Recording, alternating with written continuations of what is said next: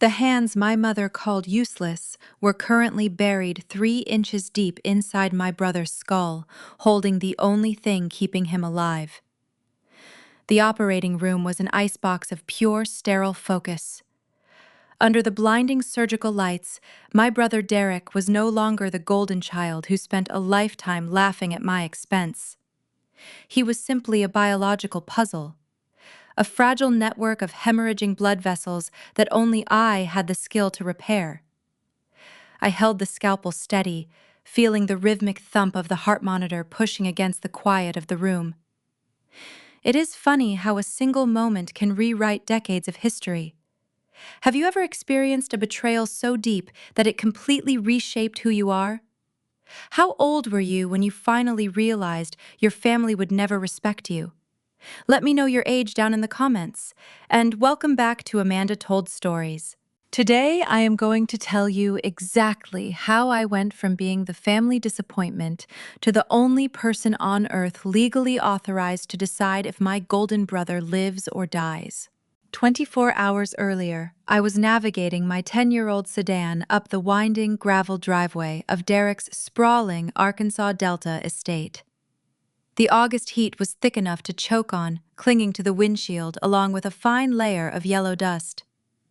I parked at the very end of the drive, far behind a gleaming row of luxury SUVs and imported sports cars. I killed the engine and sat there for a moment, letting the air conditioner rattle its final breath. My fingers gripped the steering wheel tight enough to turn my knuckles white. I was exhausted. I had just flown in from Boston after a brutal 12-hour shift. My shoulders ached, and the faint smell of antiseptic still lingered on my skin, despite a long hot shower. I smoothed down the fabric of my simple navy dress and forced myself to open the car door. The humidity hit me like a physical blow, carrying the scent of pine needles, damp earth, and expensive catered barbecue. I did not want to be here. For 7 years, my family firmly believed I was a college dropout working dead-end administrative jobs. They never bothered to verify this assumption. They never asked where I lived or what I actually did to pay my rent. So I never corrected them. I let them believe their comfortable lie while I quietly built an empire in the shadows. I was the chief of neurosurgery at one of the top hospitals in the country, secretly flown into Little Rock as a highly paid emergency consultant for a complex string of localized cases. But to the people inside that massive, custom-built house, I was just Paula, the failure. I walked up the sweeping wraparound porch, and before my hand even reached the heavy oak door, it swung open. My mother, Gloria, stood there. She wore a tailored, cream-colored pantsuit that probably cost more than my car. Her hair was sprayed into a perfect, immovable blonde helmet. She did not smile. She did not reach out to hug her daughter, who she had not seen in nearly a year. Instead, her eyes darted immediately to my feet. I was wearing my dark leather surgical clogs. They were scuffed at the toes and slightly stained, a testament to the grueling realities of an elite trauma ward. But to Gloria, they were just dirty, cheap shoes that ruined her aesthetic. Her mouth tightened into a thin, hard line. "Paula, you could have at least tried," she whispered sharply, leaning in so the wealthy guests mingling in the foyer could not hear. "You know Derek has hospital investors arriving today." Before I could form a response, she shoved a heavy silver tray of smoked salmon appetizers into my hands. The cold metal bit into my palms. "Take this to the patio," she ordered, her voice coated in that weaponized Southern hospitality that sounds sweet but cuts right to the bone. "And please try to look invisible. Derek is on the verge of securing millions for his new medical startup. We do not need you dragging down the mood with your jealousy. Do not speak to the investors unless they ask for a napkin."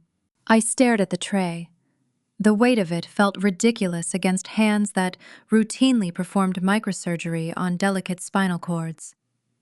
I looked back up at my mother. Her eyes were already scanning the room, looking past me, searching for someone more important.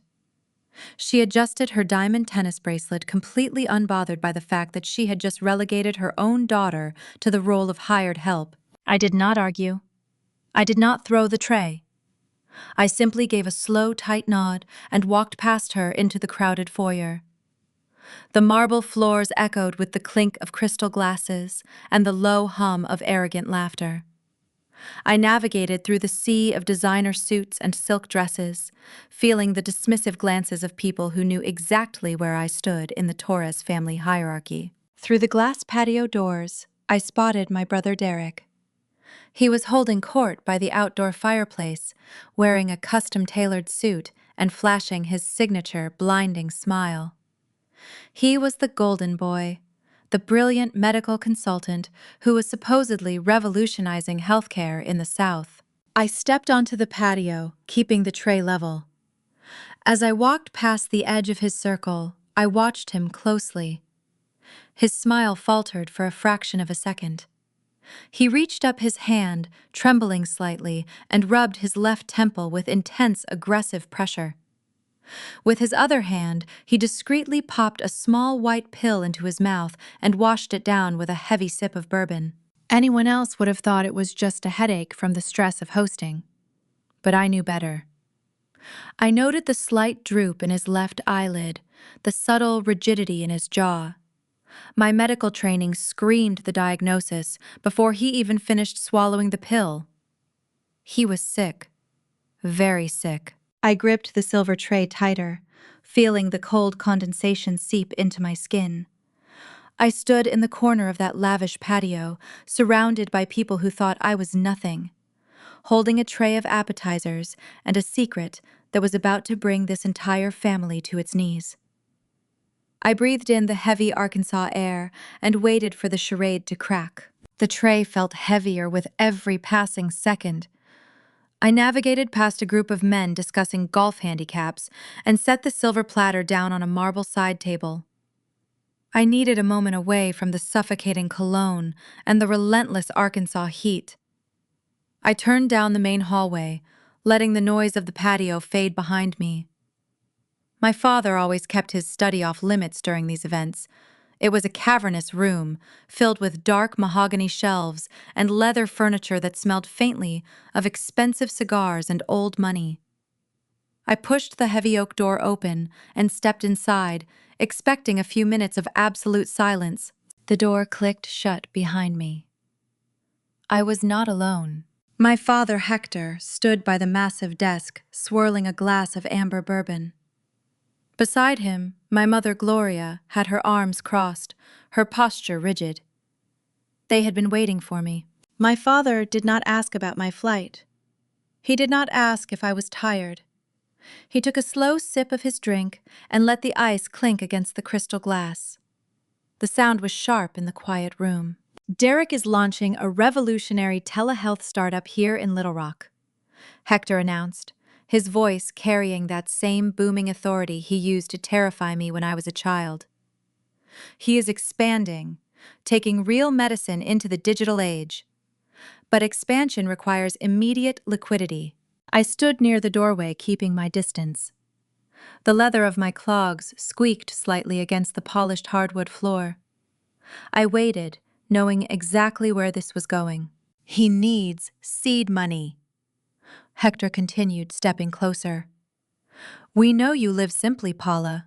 We know you have been hoarding cash, working whatever dead-end administrative jobs you managed to hold down up north. We expect a check for $20,000 by Monday morning. The sheer audacity of the demand hit me like a physical wave.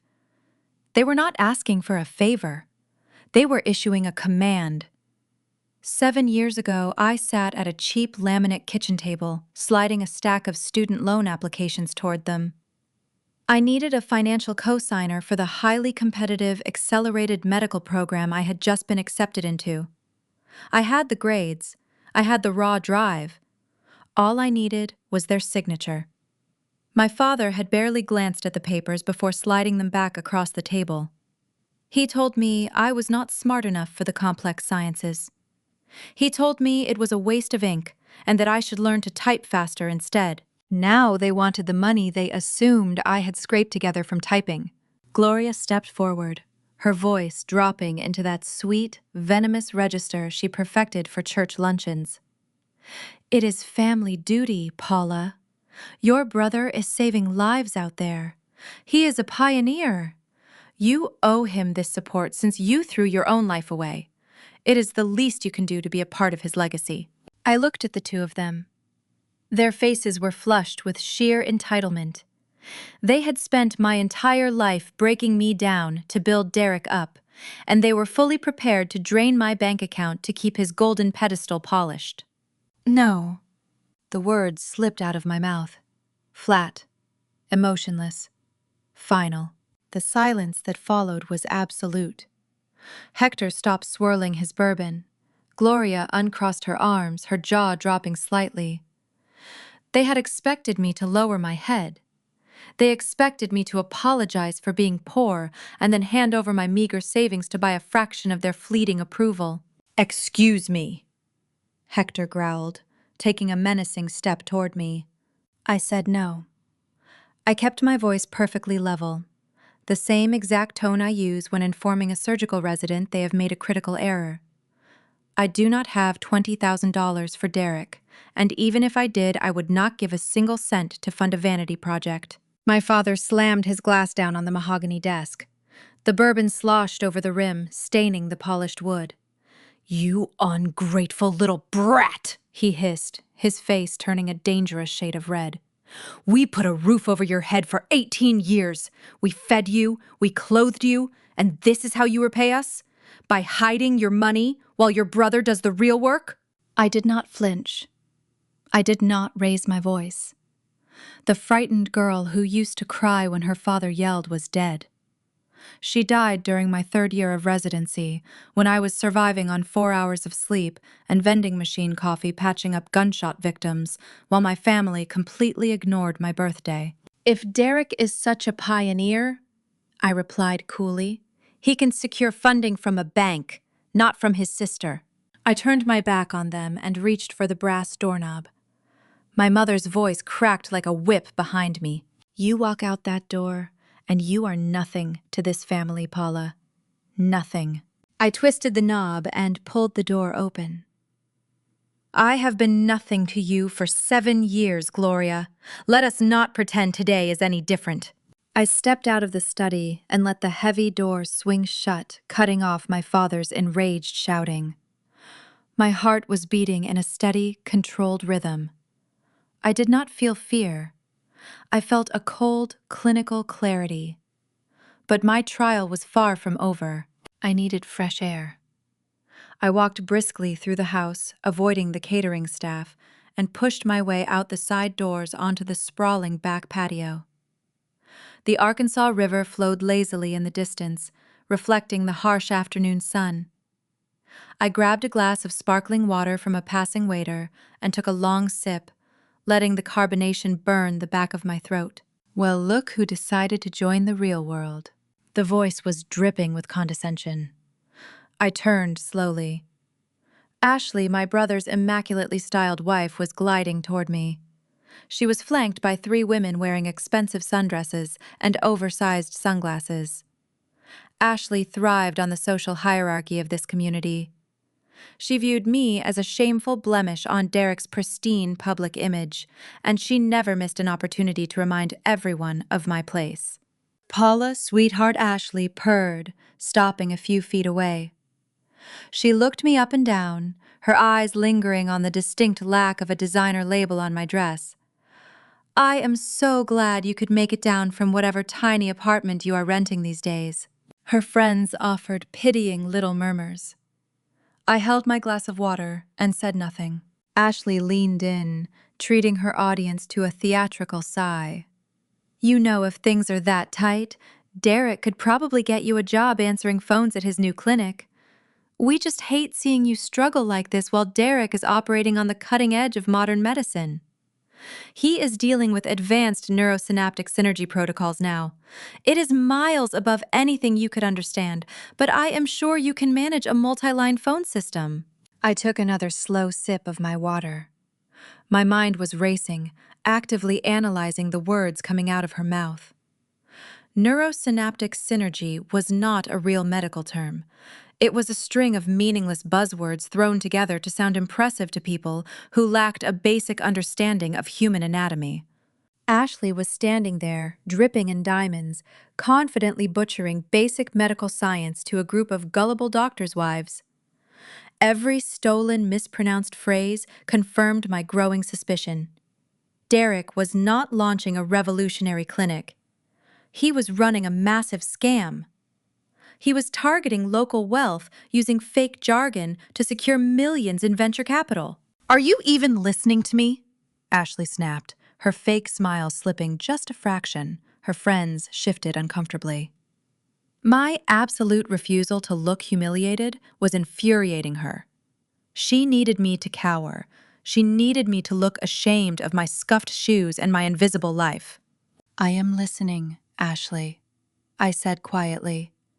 "I am just trying to process the concept of neurosynaptic synergy. It sounds incredibly complex.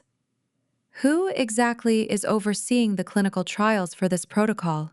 Ashley puffed out her chest, taking the bait instantly. "Derek, of course.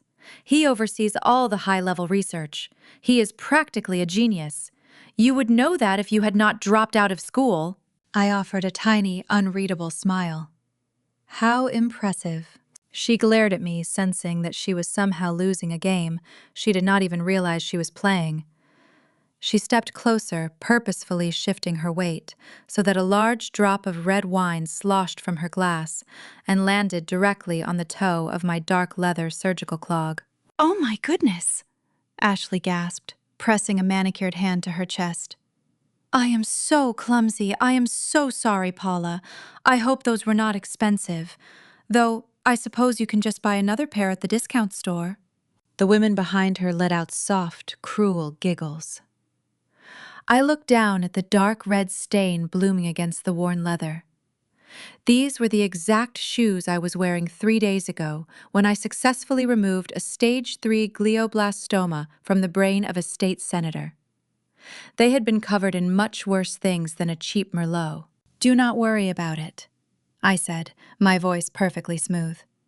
"They are accustomed to spills."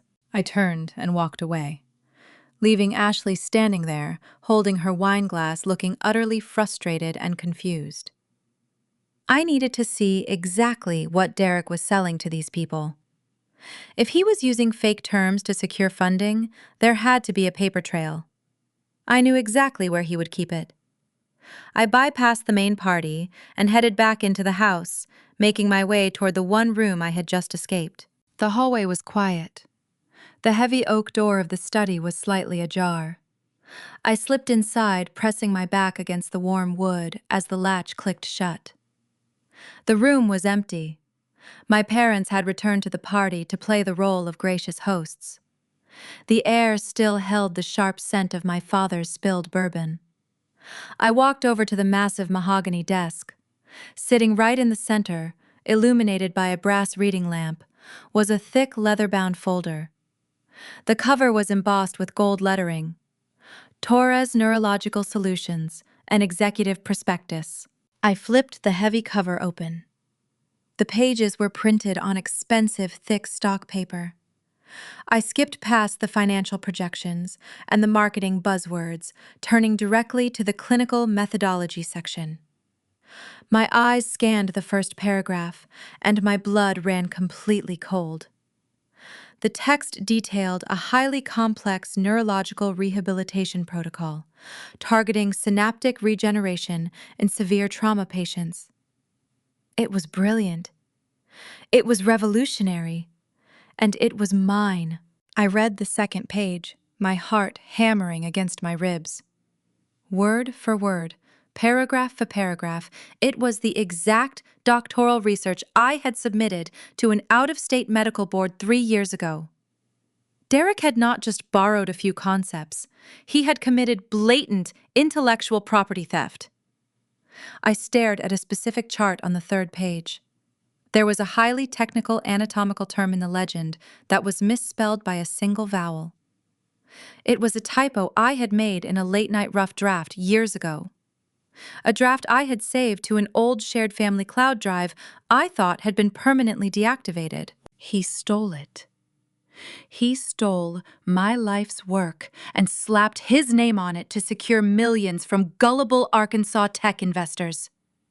He was not launching a medical startup, running a desperate, fraudulent Ponzi scheme. I reached into my bag and pulled out my laptop. I needed proof that he was actively accessing and stealing my data. I opened a file labeled Advanced Cortical Protocols. It was a dummy file, a highly flawed, fabricated research paper I used as a teaching tool for my residents to spot clinical errors. I left the document open on the screen and pushed the laptop toward the edge of the desk and stepped back into the deep shadows of the library alcove. I did not have to wait long. Less than 5 minutes later, the study door opened. Derek stepped inside, shutting the door quickly behind him. He looked terrible. His skin was pale and covered in a slick sheen of sweat. He aggressively rubbed his left temple again, wincing in obvious pain. But the moment his eyes landed on my open laptop, his physical discomfort vanished, replaced by sheer predatory greed. He hurried over to the desk. The glow of the screen illuminated his face as he leaned in to read the header. I watched from the darkness as he pulled a small, silver flash drive from his pocket and jammed it into the side of my computer.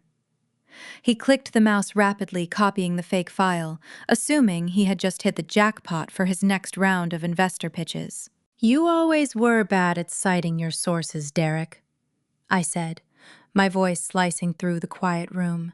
Derek jumped violently, ripping the flash drive out of the port. He spun around, his eyes wide with panic as I stepped out of the shadows. He tried to quickly shove the drive into his pocket, but his hands were shaking too badly and it clattered onto the hardwood floor. "What are you doing in here, Paula?" he demanded, trying to sound authoritative, but his voice cracked. "You are invading my private workspace." I looked down at the silver drive on the floor and then back up to his terrified face. "I am securing my intellectual property," I replied calmly, walking toward the desk. "That prospectus is federal fraud, Derek. You pitched stolen clinical data to secure venture capital. When the medical board finds out, you will not just lose your fake clinic, you will face a very real prison sentence." Derek opened his mouth to shout, but the heavy oak door swung open again. Hector barged into the room, completely misreading the intense standoff. He did not notice his son's trembling hands or the flash drive on the floor. He only saw me, and his anger from our previous encounter had reached a boiling point. He marched toward me, clutching a tightly rolled legal document in his fist. "I told you to leave this house, Paula," my father barked, tapping the rolled-up paper against his open palm like a weapon. "But since you are still here, we are going to settle this right now. If you refuse to give your brother the cash he needs, you will sign over the deed to the Ozark timberland." I stared at the document in his hand. The timberland was a vast forested property in northern Arkansas. It was the only thing my grandfather had left directly to me, bypassing my parents entirely, because he was the only person in this family who ever saw my potential.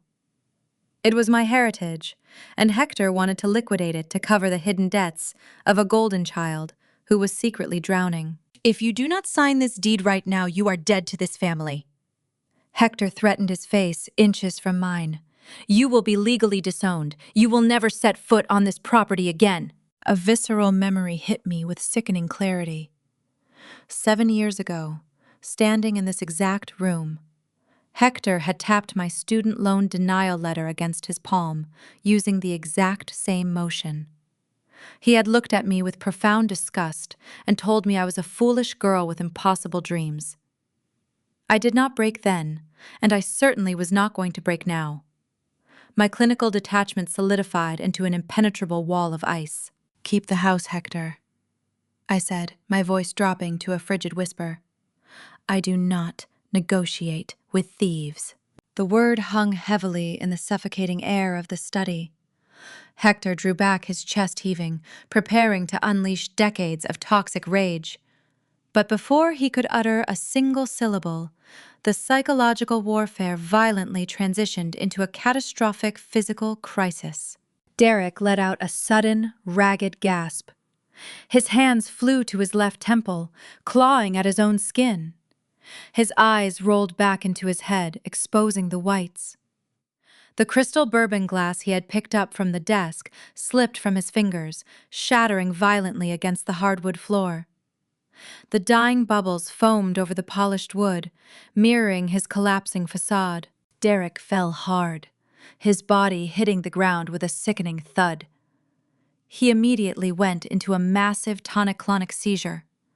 His limbs thrashed uncontrollably against the expensive Persian rug. Hector froze, completely paralyzed by the sudden violence of the medical emergency. The noise of the shattering glass and the heavy thud had echoed out into the hallway. Within seconds, the study door flew open. Gloria and Ashley rushed in, followed by a crowd of terrified investors. Ashley let out a piercing, hysterical scream. Gloria dropped to her knees beside her thrashing son, wailing uselessly and flapping her hands. "Call an ambulance!"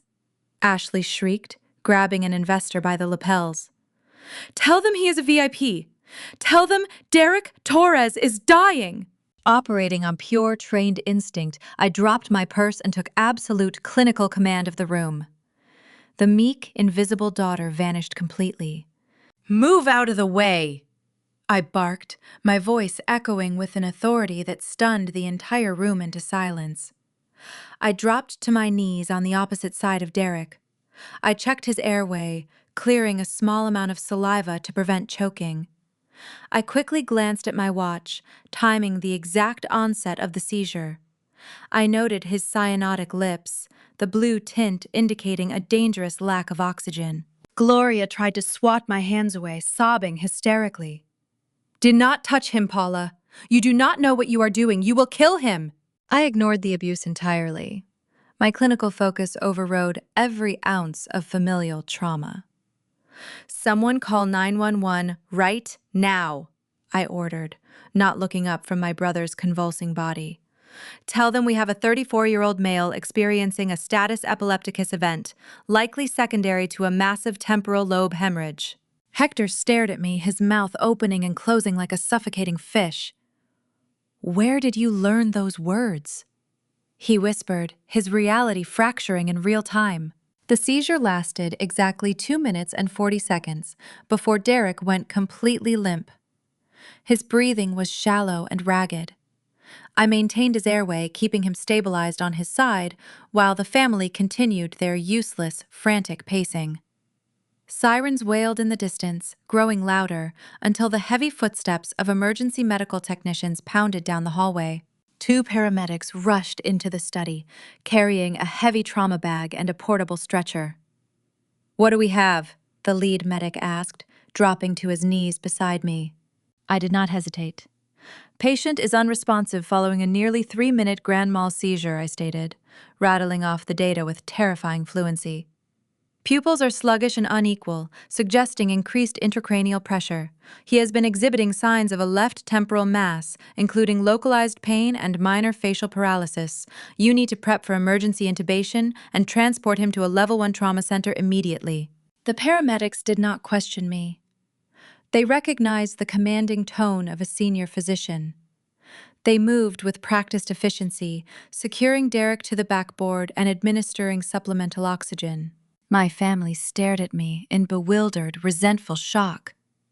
The daughter they had designated as a failure had just expertly dictated the terms of their golden child's survival, while they were rendered entirely helpless. The transition of power was absolute. But as the paramedics wheeled Derek out of the study and toward the waiting ambulance, I knew the real war was just beginning. The sterile battleground of the hospital waiting room was waiting for us. The harsh fluorescent lights of the Little Rock Medical Center waiting room cast long, exhausting shadows across the sterile linoleum floor. The air smelled sharply of industrial bleach and stale coffee, a stark contrast to the expensive, catered barbecue we had left behind at the estate. We had followed the ambulance in a tense, silent convoy. Now we were trapped in a windowless room designated for the families of critical trauma patients. For people accustomed to controlling every environment they walked into, my family looked remarkably small under the buzzing overhead lights. Their designer clothes and polished appearances meant absolutely nothing in this space. But instead of humbling them, the lack of control only fueled their desperation. They needed a target to absorb their terror. As always, they chose me. Gloria paced the length of the small room, her heels clicking frantically against the floor.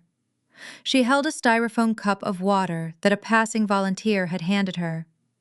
Her hands were trembling so violently that the water sloshed over the rim, dripping onto her pristine cream-colored pantsuit. She stopped pacing and whipped around to face me. Her eyes were red-rimmed and burning with venomous grief.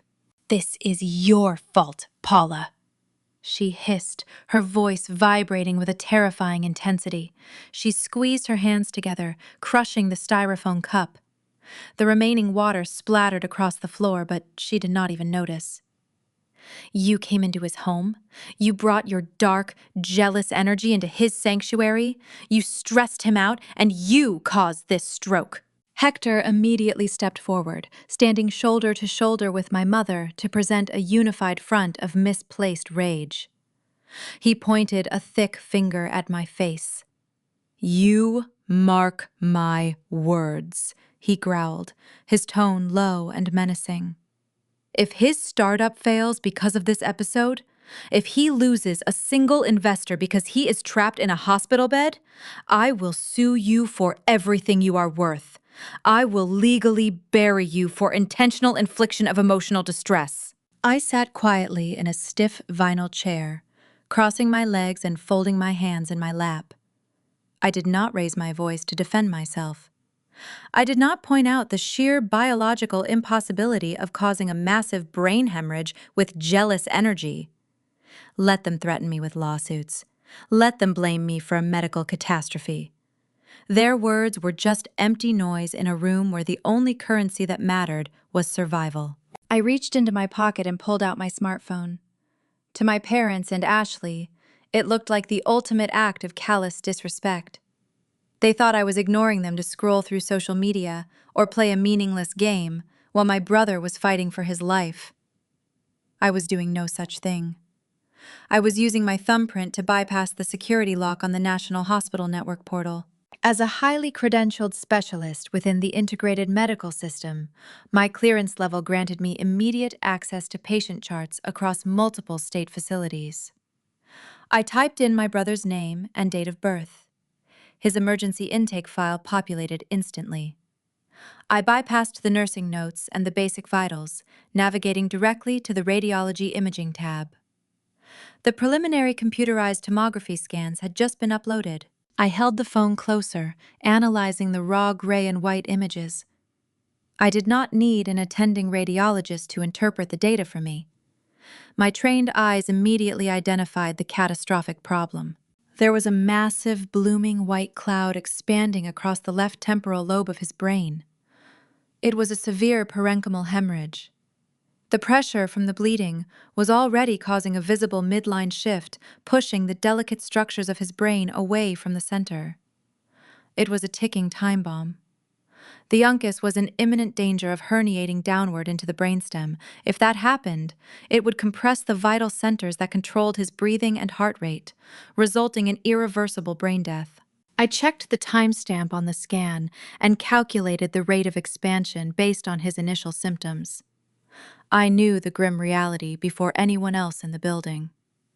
Without an immediate, highly complex craniotomy to evacuate the hematoma and stop the bleeding, Derek would be dead in under 45 minutes.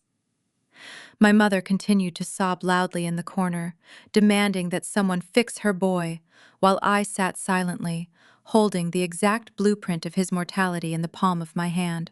Unable to handle her utter powerlessness, Ashley began to unravel. She could not accept that her status provided no leverage in a trauma center. She smoothed down her designer dress and marched out of the waiting area toward the main triage desk.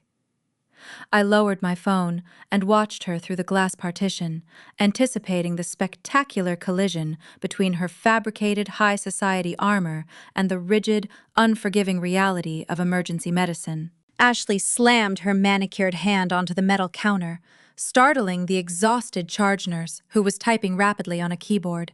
"Listen to me," Ashley demanded, her voice ringing sharply across the quiet corridor. "My husband is Derek Torres.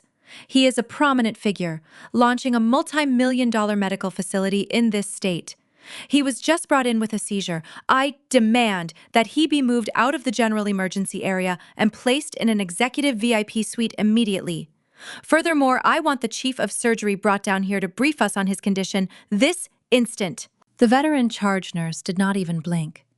She slowly stopped typing, looked up at Ashley, and reached out to slide the protective glass partition half shut. "Ma'am, your husband is currently stabilized in the intensive care trauma bay," the nurse replied in a flat, unbothered monotone.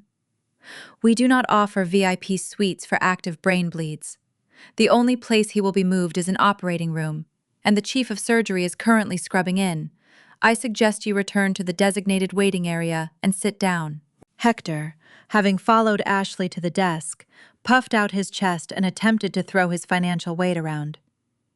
"Do you have any idea who you are talking to?" he barked, leaning aggressively toward the glass. "I know the people who fund this hospital. I can make one phone call to the hospital board and have your job terminated before your shift ends. You will provide us with priority treatment right now." The nurse stared at Hector with eyes that had seen 1,000 arrogant families make 1,000 empty threats.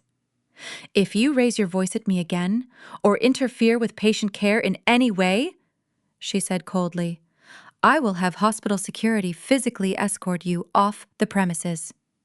The board does not govern the trauma bay. Biology does. Now step back." For the first time in their incredibly privileged lives, the Torres family was entirely stripped of their leverage. Their money, their expensive clothes, and their fake prestige carried absolutely zero weight. They could not buy a better room. They could not bully a nurse into bending the rules. They were trapped at the absolute mercy of a system that did not care about their bank accounts. They retreated to the waiting room looking like deflated balloons. But desperation drives entitled people to pathetic, unethical measures. As the digital clock on the wall ticked downward, shedding precious minutes, Ashley spotted a young resident walking quickly through the double doors, wearing green scrubs and a stethoscope around his neck. She intercepted him near the vending machines, completely blocking his path. I watched closely as she reached into her designer clutch and pulled out her solid gold credit card, along with a glossy business card for Derek's fake startup.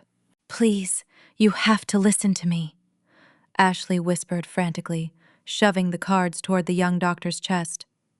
"We have massive influence with the top tech investors in Arkansas. My husband is a genius. You have to get him bumped up the emergency surgery list. Move him ahead of the others. There is a massive consulting fee in it for you if you make sure he gets the best surgeon in the building right now." The resident stopped dead in his tracks. He looked down at the gold card and then up at Ashley's desperate face. A look of pure, righteous disgust washed over his exhausted features. He stepped backward, letting the business card fall to the linoleum floor like it was covered in toxic waste. "Ma'am, attempting to bribe a medical officer is a federal offense," the resident stated loudly, his voice carrying clearly across the waiting room. "I could have you arrested for even suggesting that." Gloria let out a gasp of horror, rushing forward to pull Ashley back. "We just want the best for him," my mother pleaded, her voice cracking. "Why is the surgeon not out here speaking to us? Why are they not groveling at our feet to save a man of his stature?" "Your husband requires highly specialized neurosurgery to survive," the resident shot back, glaring at them with absolute contempt. "He has a catastrophic hemorrhage. There is only one surgeon currently in this entire region who is qualified to perform the complex resection he needs. We are waiting for her authorization to proceed." Then go get her, Hector yelled, losing whatever tiny shred of composure he had left. Where is she? She is here, the resident snapped, pointing a finger toward the ground. She is reviewing the case right now. You will wait exactly where you are until she decides to address you. The resident pushed past them and disappeared through the secure double doors, leaving my family standing in a state of hyperventilating panic. They looked around wildly, as if expecting a famous doctor to magically drop from the ceiling to save them. I locked the screen on my smartphone and slipped it back into my pocket. The ticking clock in my head told me Derek had exactly 32 minutes left before his brainstem was crushed. It was time. I placed my hands on the armrests of the vinyl chair and slowly stood up. I reached down, smoothing the wrinkles out of my simple navy dress. I took a deep breath of the sterile hospital air, letting the quiet, profound power of the moment settle over my shoulders. The storm was about to break. I stood in the center of the sterile waiting room, the fluorescent lights humming overhead like a swarm of angry bees. My family was still hyperventilating near the triage desk, their backs to me. They were completely consumed by the terrifying realization that their money could not purchase a miracle. They were waiting for a savior to walk through the restricted double doors. They expected a gray-haired patrician surgeon in a pressed white coat to emerge and offer them comforting platitudes. They were entirely unprepared for what was about to happen. The heavy reinforced doors swung open with a violent metallic bang that echoed down the quiet corridor. Nurse Kendra, a seasoned intensive care veteran I had worked with during my initial residency, sprinted into the waiting room. She did not carry a clipboard. She did not wear a gentle, reassuring smile. She moved with the frantic, controlled urgency of a medical professional fighting a losing battle against a ticking clock. Gloria immediately gasped, pressing a hand to her chest. She took a swift step toward Kendra, her face arranged into a mask of tragic expectancy. "Oh, thank goodness you are here!" Gloria cried out, reaching for the nurse's sleeve. "Please tell us the surgeon is ready to see my son." Kendra did not even acknowledge my mother. She sidestepped Gloria, completely ignoring the wealthy matriarch, as if she were a piece of misplaced furniture. Kendra's eyes scanned the room wildly until they locked onto mine. Her posture straightened instantly. She let out a sharp, breathless exhale of pure relief. "Dr. Torres," Kendra said, her voice projecting clearly across the dead silence of the room. "The operating room is prepped and waiting. We have him on the table. The hospital board just finalized the paperwork and granted you emergency executive authority over this entire wing. What are your operative orders?" The waiting room froze. The silence that followed was absolute and heavy, thick enough to suffocate a person. It was the kind of quiet that only occurs right after a bomb goes off before the shockwave actually hits the ground. Gloria stood perfectly still, her hand still outstretched toward empty space. Slowly, she turned her head to look at me. The color drained from her face so rapidly, it looked as though she had been physically drained of blood. Dr. Gloria whispered the word, catching in her throat like a jagged piece of glass. Her fingers went completely slack. The designer leather purse she had been clutching like a lifeline slipped from her grip. It plummeted to the linoleum floor, landing squarely in the puddle of spilled coffee she had created earlier. The expensive Italian leather soaked up the brown liquid, but Gloria did not even blink. She just kept staring at me, her mind completely unable to process the reality unfolding in front of her. Hector looked as though he had been struck by lightning. His mouth hung open, his eyes darting frantically between Nurse Kendra and me, searching for a punchline to a cruel joke he did not understand. Ashley shook her head violently, her immaculate hair falling out of place. No, that is impossible," Ashley muttered, backing away from the nurse. "She is a college dropout. She is a receptionist. You have the wrong person." I took a slow, deliberate step forward. The meek, invisible daughter they had spent a lifetime degrading vanished completely into the sterile air. In her place stood the chief of neurosurgery, a woman who commanded elite trauma wards and held the power of life and death in her calloused hands. Prep him for an emergency craniotomy and a localized hematoma evacuation, Kendra, I said, my voice ringing with chilling, absolute calm. Tell the anesthesiologist to lower his intracranial pressure immediately using hypertonic saline. I want 2 units of cross-matched blood ready for transfusion. I will be leading the surgery myself. Have the scrub nurses pull my preferred microsurgical instruments. I am coming back there right now. Gloria's knees actually buckled. Hector had to lunge forward and grab her by the elbows to keep her from collapsing onto the floor.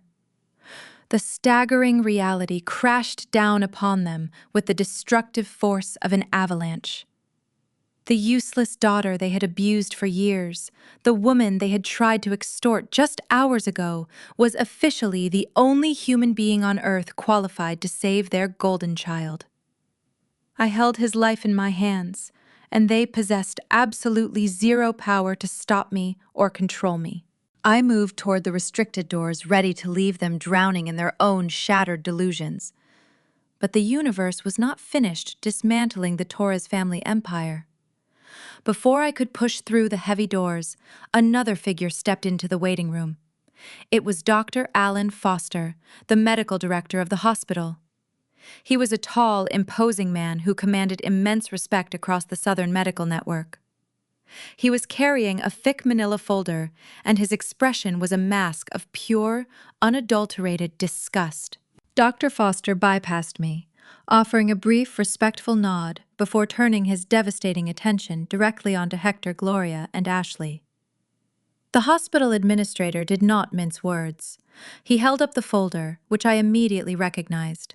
It contained the digital footprint files and the fake clinical prospectus I had secretly forwarded to his secure email from the estate study just before Derek collapsed. We ran a comprehensive background check on your son's alleged medical startup the moment we pulled his emergency intake history, Dr. Foster stated, his voice echoing like a judge's gavel.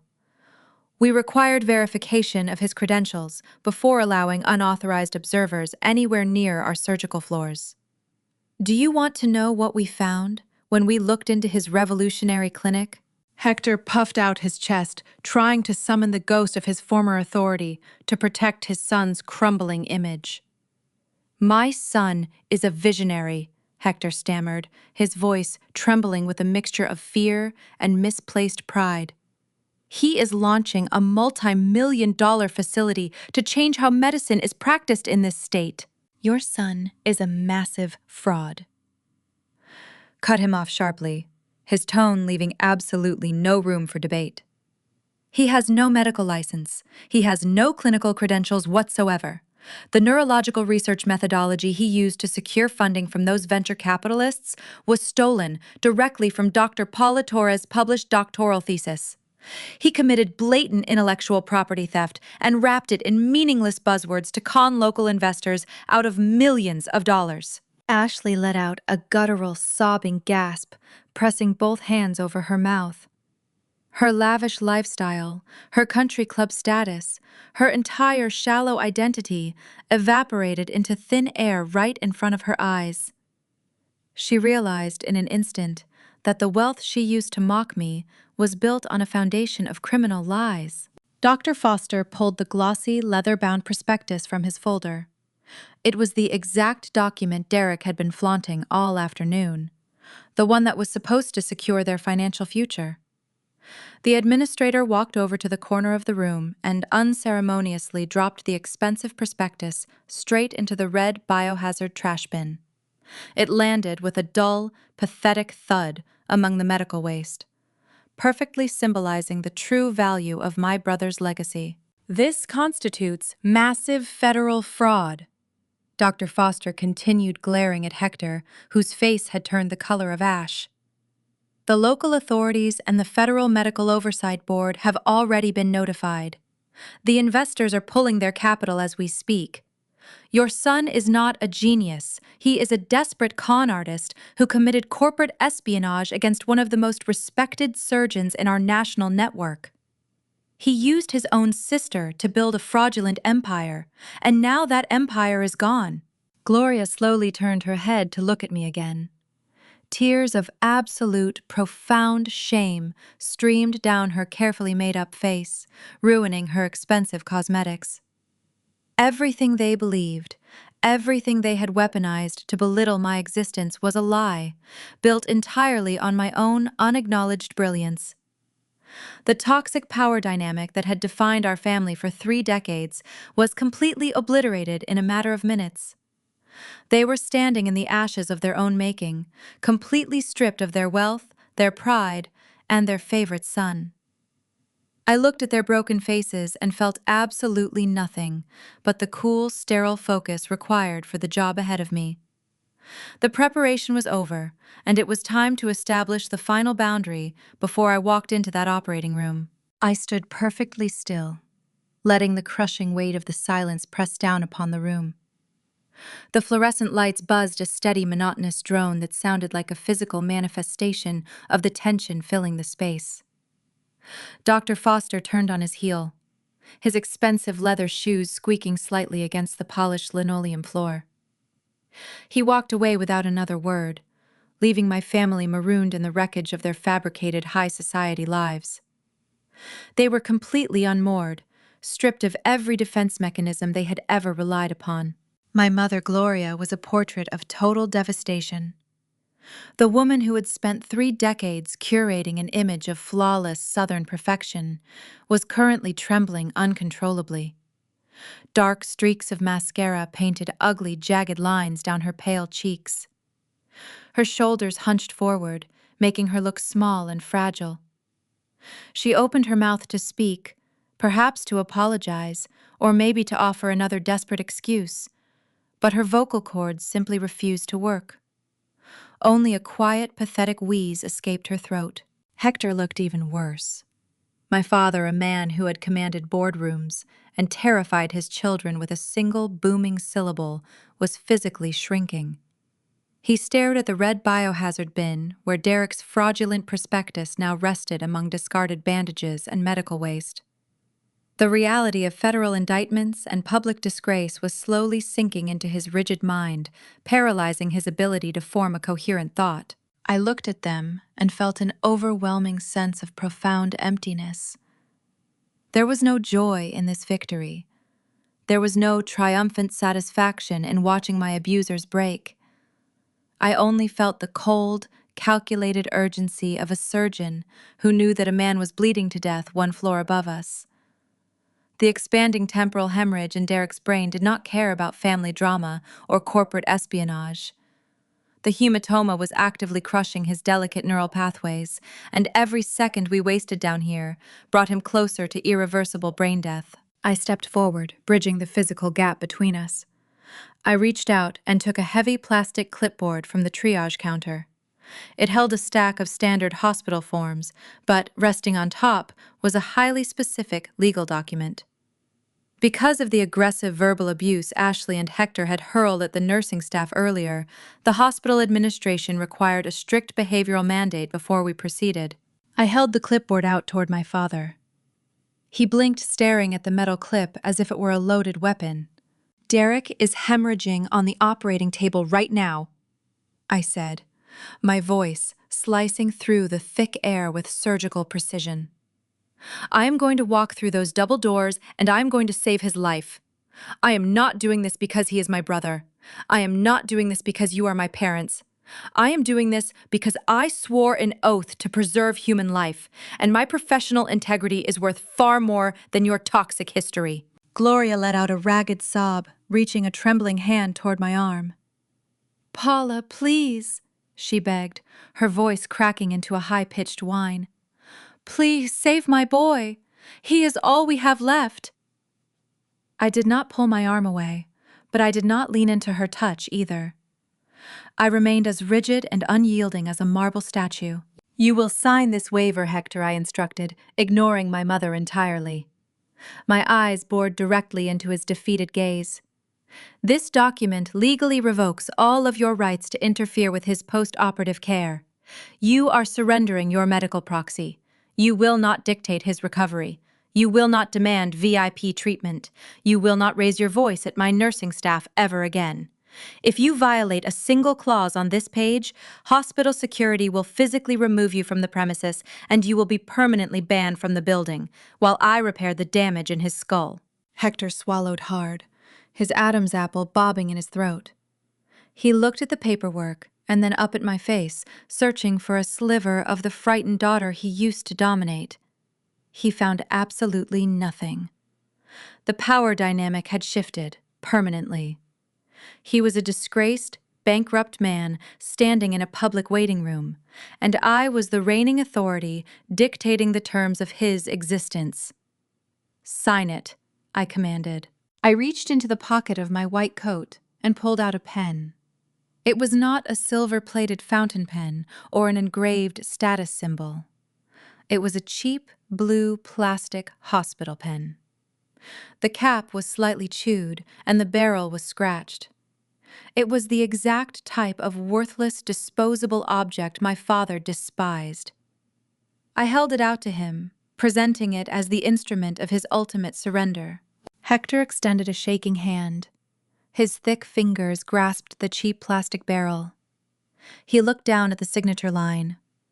This was the same man who had threatened to liquidate my grandfather's Ozark timberland just hours ago. This was the man who had tapped a property deed against his palm, attempting to extort my life savings to fund a criminal enterprise. Now he was reduced to scribbling his name on a behavioral contract just to secure basic medical attention for his fraudulent heir. He pressed the ballpoint to the paper.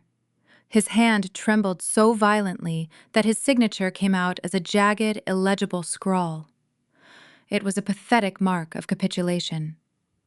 He handed the clipboard back to me, his eyes dropping to the linoleum floor, unable to maintain eye contact with the daughter he had chronically underestimated. I took the clipboard and turned my attention toward the corner of the room. Ashley was standing near a row of vending machines.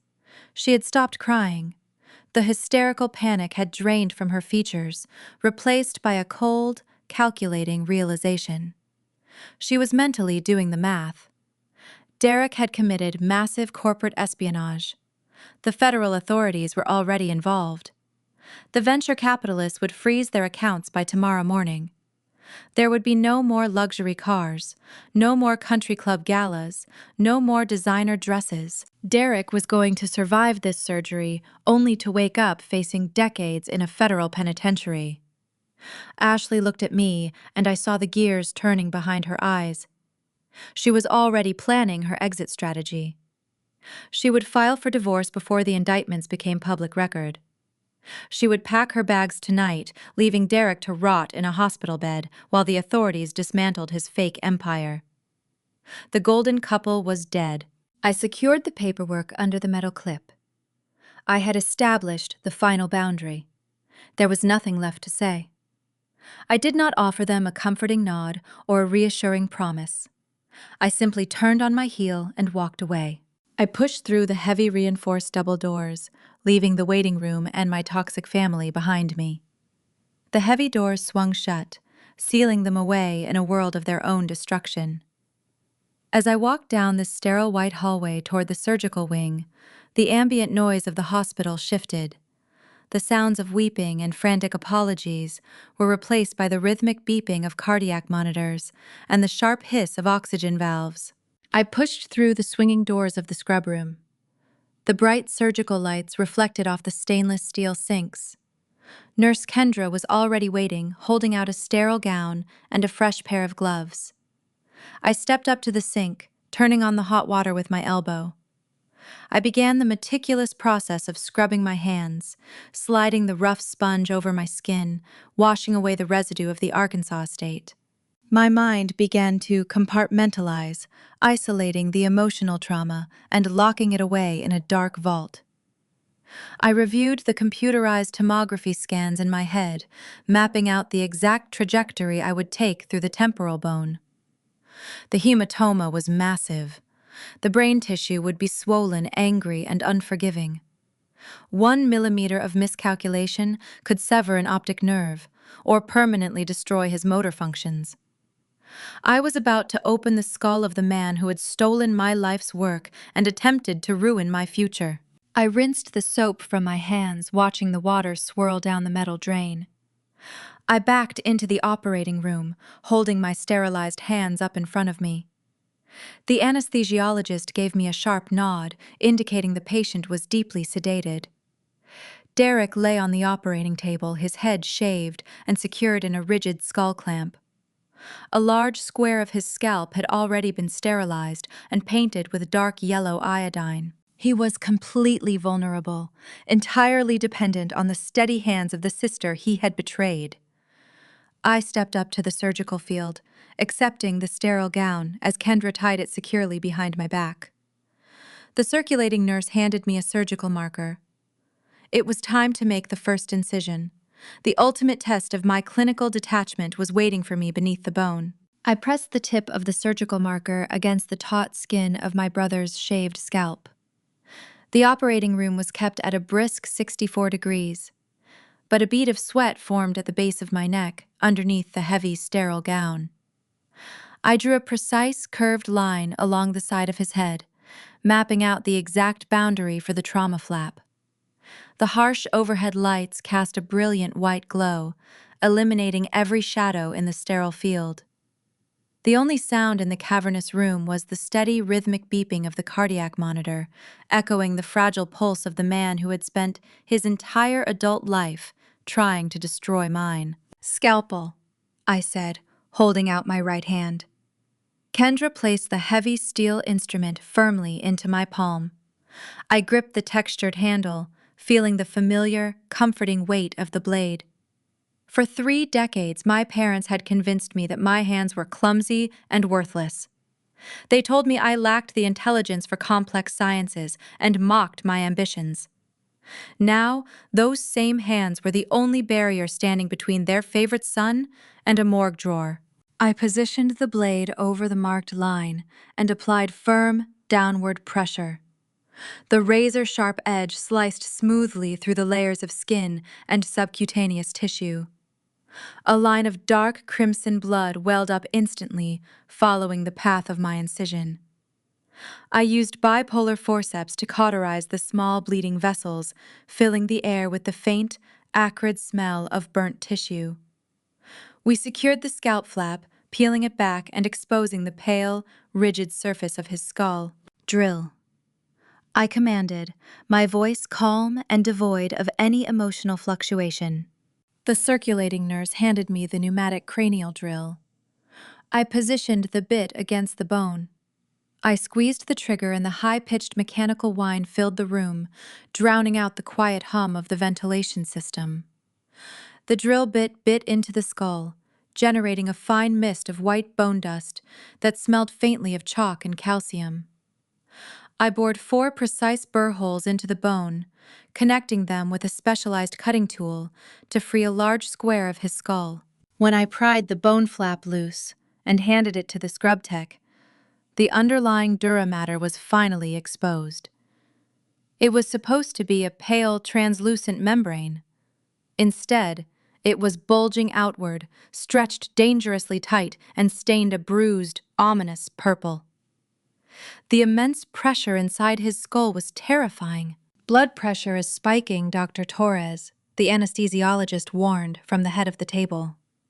"Intracranial pressure is critical. His brainstem is taking the brunt of the swelling. You need to decompress him right now or he is going to crash." "Give me the dural scissors," I said, my focus narrowing into a microscopic tunnel of pure clinical execution. I snipped a tiny opening in the tough membrane. The moment the tension was released, dark, coagulated blood began oozing from the surgical site like thick oil. I extended the incision, peeling the dura back to reveal the swollen, angry surface of his temporal lobe. The hematoma was massive. It had destroyed a significant portion of the surrounding tissue, forming a dense, compressed clot that was actively crushing his delicate neural pathways. Suction and microforceps I ordered, adjusting the magnification on my surgical loops. I began the grueling, agonizingly slow process of evacuating the hematoma. I worked millimeter by millimeter, carefully pulling away fragments of the coagulated clot while suctioning the liquid blood.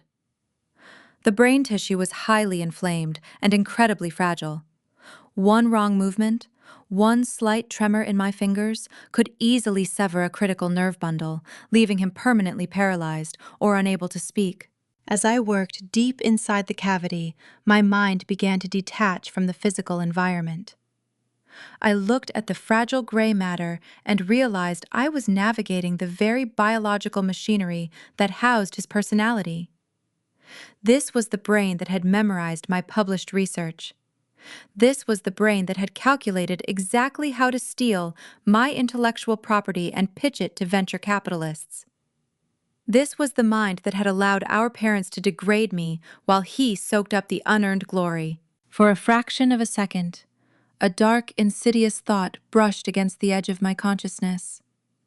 A millimeter slip of the scalpel would be so easy. A slight delay in cauterizing a bleeder would be instantly fatal. No one would ever know.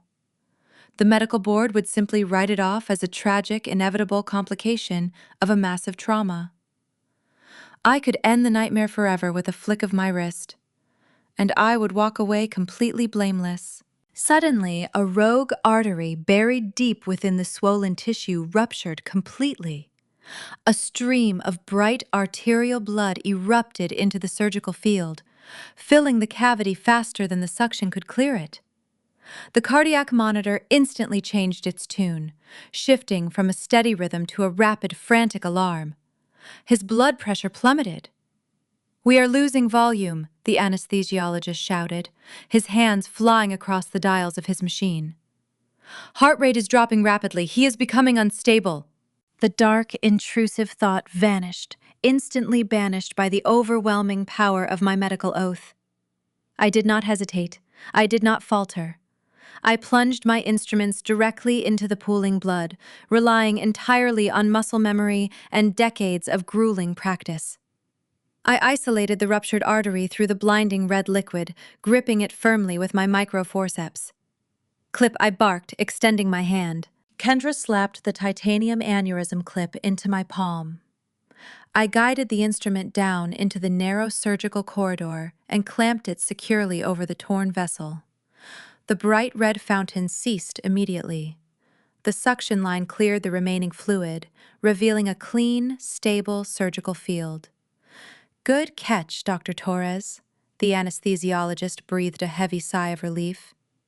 "Vitals are stabilizing, pressure is normalizing. He is coming that to us." I nodded, slowly exhaling a long breath that fogged the inside of my surgical mask.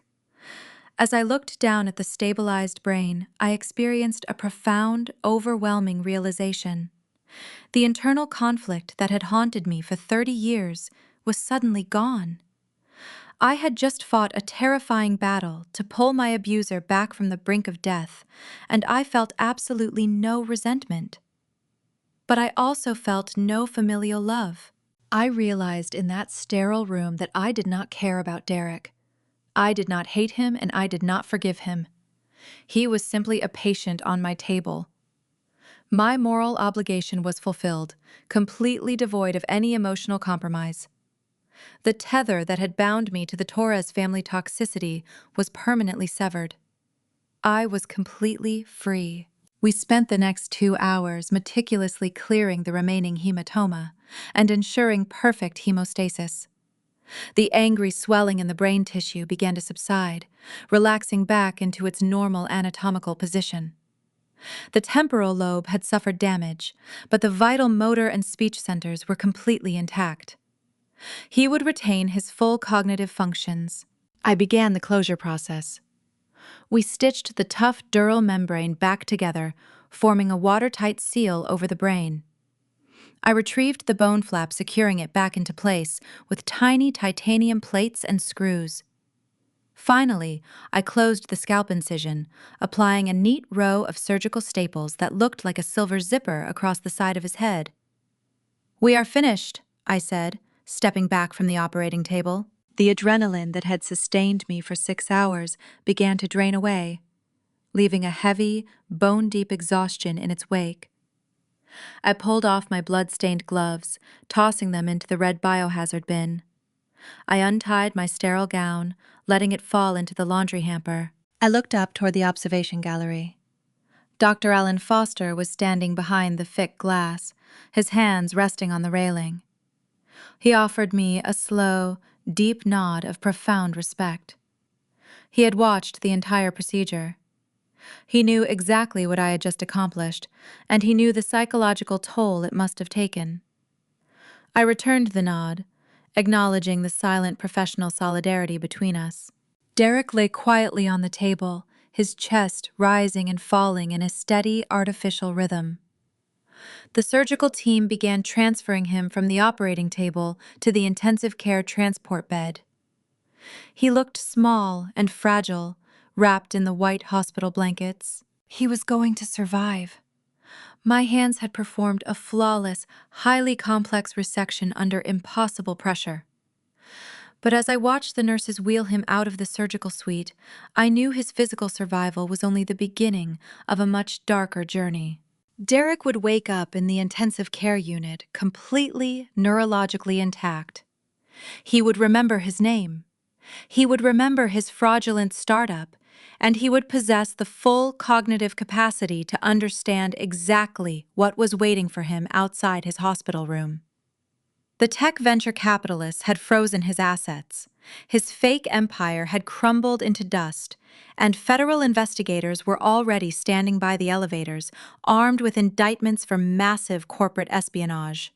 I pushed through the swinging doors of the scrub room, washing the remaining traces of iodine from my hands. My family had demanded a miracle, and I had delivered one. But they were about to learn that surviving the surgeon's scalpel was nothing compared to facing the brutal, unforgiving weight of the law. I stripped off my surgical cap and threw it into the laundry bin.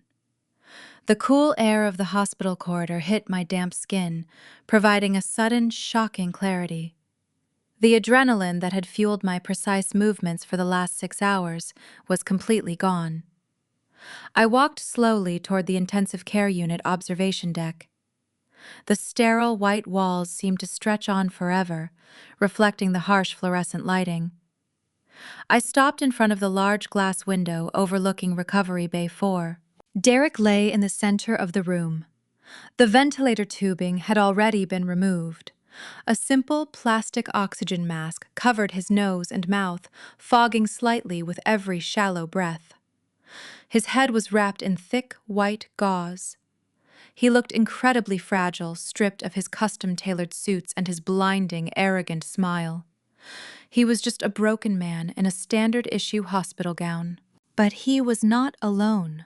Standing just outside the sliding glass door of his recovery room were 2 tall men wearing severe, dark suits.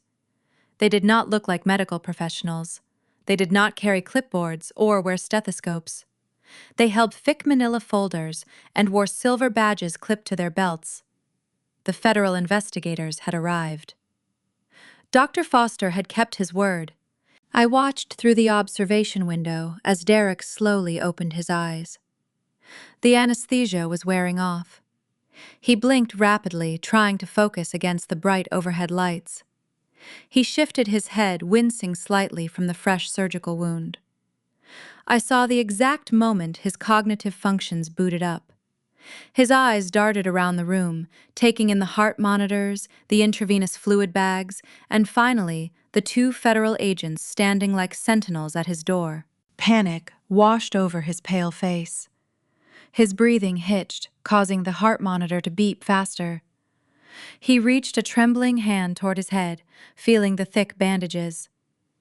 He remembered the party. He remembered the study. He remembered the stolen flash drive. The poetic justice of the situation was absolute and devastating. My surgical skill had saved his life and preserved his brilliant cognitive capacity. That meant he was entirely neurologically sound and completely competent to stand trial. There would be no medical deferment. He would face decades in a federal penitentiary, fully aware of his own spectacular downfall. I turned away from the glass. I had no desire to speak to him. My obligation as his physician was fulfilled. I walked toward the elevator bank, pressing the down button. I needed to leave this building and this entire state behind me. The elevator doors opened into the expansive main lobby. The space was mostly empty at this hour, save for a few exhausted family members sleeping in the uncomfortable waiting chairs. Through the revolving glass doors, I noticed a sleek black town car idling at the curb. The trunk was popped open. Standing near the valet podium was Ashley. She had changed out of her designer party dress and was now wearing a dark trench coat. She was aggressively dragging a massive leather suitcase across the pavement. She had not even waited for her husband to wake up from a life-threatening brain surgery. I walked through the sliding automatic doors, stepping out into the suffocating Arkansas humidity. Ashley froze when she heard my footsteps. She turned her head, her eyes wide and calculating, like a trapped animal assessing an escape route.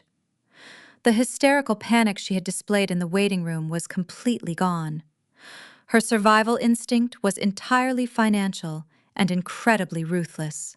She knew the venture capitalists would freeze the startup accounts by morning. She knew the federal indictments would seize their personal assets.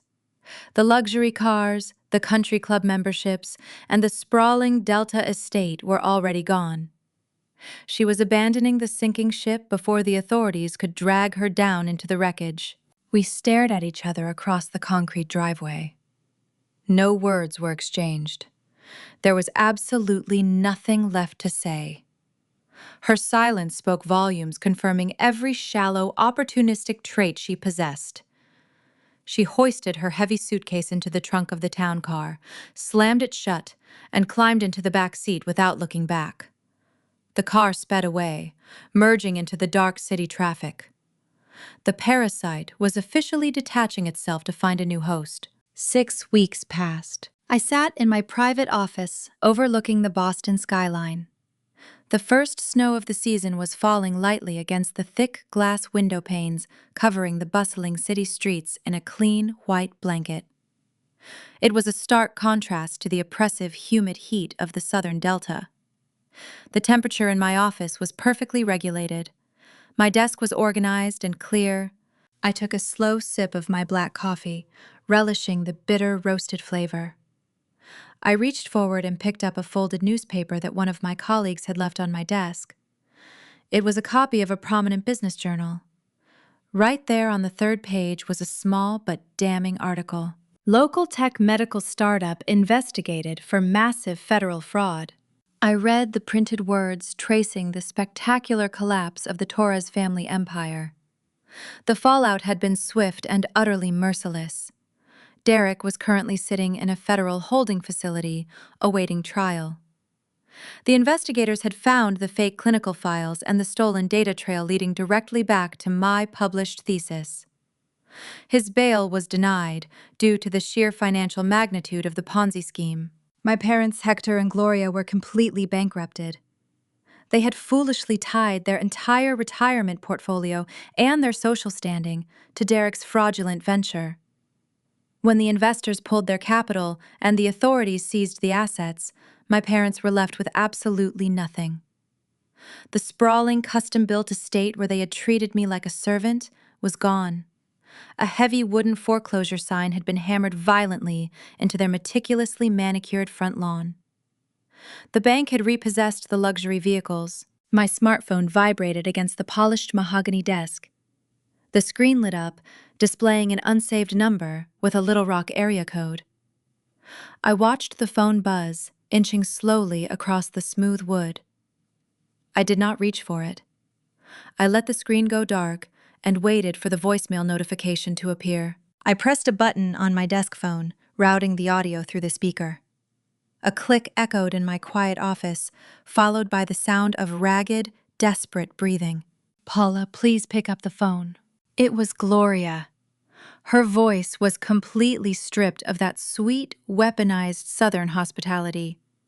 She sounded old, fragile, and terrified. "We are losing the house, Paula Show," begged, her voice cracking into a pathetic sob. "The bank took the cars. Your father is sick with stress. We have nowhere to go. You have to help us. You make so much money up there. You are a chief surgeon. Please, Paula, show some family loyalty. We are your parents." I stared at the speaker, listening to the desperate manipulation tactics that used to control my entire existence. She was appealing to a sense of duty that they had never earned. They did not care that I was a chief surgeon when they thought I was poor. They only acknowledged my success when they needed a lifeline to save themselves from drowning. I reached out and pressed the delete button before she could even finish her sentence. The audio cut off instantly, returning my office to a state of perfect, peaceful silence. The conflict of their existence was completely neutralized. The power they held over me had always been an illusion, sustained entirely by my willingness to remain quiet. By bringing the truth into the harsh light, the toxic structure collapsed under its own rotting weight, leaving me completely insulated by my professional success. On a crisp Friday afternoon, I flew back to Arkansas for one final necessary visit. I rented a sturdy four-wheel drive vehicle and drove out to the vast forested hills of the Ozarks. The air here was different from Little Rock. It was cool, clean, and thick with the scent of pine needles and damp, rich earth. I parked the vehicle on the side of a dirt logging road and stepped out into the quiet wilderness. This was the timberland my grandfather had left directly to me. This was the massive property Hector had tried to extort from me under the threat of disownment. I walked slowly among the towering ancient trees, feeling the immense, quiet permanence of the forest. The ground was soft, covered in a thick layer of fallen orange leaves. I breathed in the fresh autumn air, feeling the last remaining threads of anxiety unravel from my chest. I was not a dropout. I was not a servant. I was a woman who built an empire in the dark, while her family played a foolish game of make-believe in the light. I stopped walking when I noticed a large, fallen oak tree. The massive trunk was rotting, crumbling back into the damp soil. But right in the center of the decaying wood, a strong, vibrant green pine sapling was pushing its way upward toward the sunlight. It was thriving, feeding off the ruin of the old dead tree. The symbolism was incredibly profound. My new life was flourishing directly from the ashes of my toxic past. My phone buzzed in my coat pocket, breaking the serene silence. I pulled it out and looked at the screen. It was a text message from my chief surgical resident in Boston. She was a brilliant, dedicated young woman who reminded me of myself 7 years ago. "Dinner tonight with the surgical team. We are celebrating the new department grant. You better be there, Dr. Torres." I smiled, looking at the message from my chosen family. These were colleagues who respected my mind and friends who knew my true intrinsic worth. They did not demand money or obedience. They demanded excellence, and they celebrated my victories. I typed a quick reply confirming my attendance and slipped the phone back into my pocket. The old Paula, the frightened girl who scrubbed muddy footprints and accepted tiny crumbs of conditional affection, was permanently gone. In her place stood Dr. Paula Torres, a woman who knew exactly what her steady hands were worth. I turned around and walked briskly back to my rental car. I climbed into the driver's seat, started the engine, and drove away, leaving the ghosts of my past exactly where they belonged, buried deep in the dirt. I thought the dirt of the Ozark timberland had buried my past permanently, but toxic roots possess a terrifying ability to spread beneath the surface. 3 months after I returned to my pristine life in Boston, a thick manila envelope arrived on my mahogany desk. It was delivered by a certified courier, requiring my direct signature. I pressed my thumb against the biometric pad on the digital clipboard, feeling a sudden, unnatural chill radiate up my forearm. I sliced the heavy paper open with a steel letter opener. Inside rested a federal subpoena. Derek was not going quietly into the darkness of a prison cell. He had retained a notoriously aggressive defense attorney named Mr. Caldwell, who specialized in dismantling federal fraud cases by manufacturing reasonable doubt. I read the attached legal briefing, and my blood turned to ice. Derek was pleading not guilty. His defense strategy was as desperate as it was malicious. He was claiming that I was his silent partner. He told the federal prosecutors that I had willingly provided my clinical research to launch the medical startup, and that I only alerted the authorities because I was angry about my percentage of the venture capital profits. He was trying to drag me down with him. If his fabricated narrative gained any traction in a courtroom, I would not just lose my position as chief of neurosurgery. I would lose my medical license and face federal conspiracy charges. The parasite was attempting to feed on his host one last time. I did not panic. Panic is a useless emotion reserved for people who do not understand their own anatomy. I simply folded the subpoena, slid it into my briefcase, and requested an immediate leave of absence from the hospital board. 2 days later, I was sitting in a freezing glass-walled deposition room in downtown Little Rock, Arkansas. The conference room smelled of harsh lemon polish and bitter espresso. Across the expansive granite table sat Mr. Caldwell. He wore a sharp charcoal suit and a predatory smile. Beside him sat Derek. My brother looked completely diminished. The customized tailored suits were gone, replaced by a baggy gray correctional jumpsuit. His wrists were secured to the heavy arms of the leather chair by steel handcuffs that clinked loudly every time he shifted his weight. The surgical scar on the side of his shaved head was a jagged, angry red line. I had saved his life, and now he was actively attempting to ruin mine. Sitting in the gallery chairs against the back wall were Hector and Gloria. They looked aged and hollowed out by their sudden, catastrophic poverty. Their designer clothes hung loosely on their frames. They were attending the deposition as character witnesses for Derek, fully prepared to perjure themselves to support his ridiculous silent partner theory. "Dr. Torres, let us begin," Mr. Caldwell said, pressing a button on a small digital recorder sitting in the center of the table. "You claim your brother stole your intellectual property. However, we have digital logs showing you uploaded this exact research to a shared family cloud drive 3 years ago, a drive that your brother had unrestricted access to. Does that not suggest implicit consent for him to utilize the data?" I kept my posture perfectly rigid. I did not lean forward. I did not raise my voice. "I uploaded that file for archival storage on a secure server," I replied, my tone completely flat. "Access does not equal authorization, Mr. Caldwell. If I leave my car keys on the kitchen counter, it does not give my brother the legal right to steal my vehicle and sell it to a dealership." Derek scoffed loudly, the metal chain rattling against the leather chair. "You knew exactly what I was doing, Paula," he muttered, his eyes glaring at me with raw, unfiltered hatred. "You wanted the clinic to succeed. You just got greedy when you saw the initial valuation numbers. You set me up." The sheer audacity of the lie hung in the cold air. The tension in the room thickened, wrapping around my throat like a physical hand. Caldwell leaned forward, sliding a stack of printed emails across the granite surface. "These are financial projections sent from Derek's laptop on the day of the estate party," Caldwell noted, tapping a manicured finger against the paper. "He claims he discussed these numbers with you in his study just before his unfortunate medical episode. He claims you demanded a 60% equity stake, and when he refused, you maliciously tipped off the hospital administrator out of spite." I looked at the printed numbers and felt a profound sense of pity for the desperate men sitting across from me.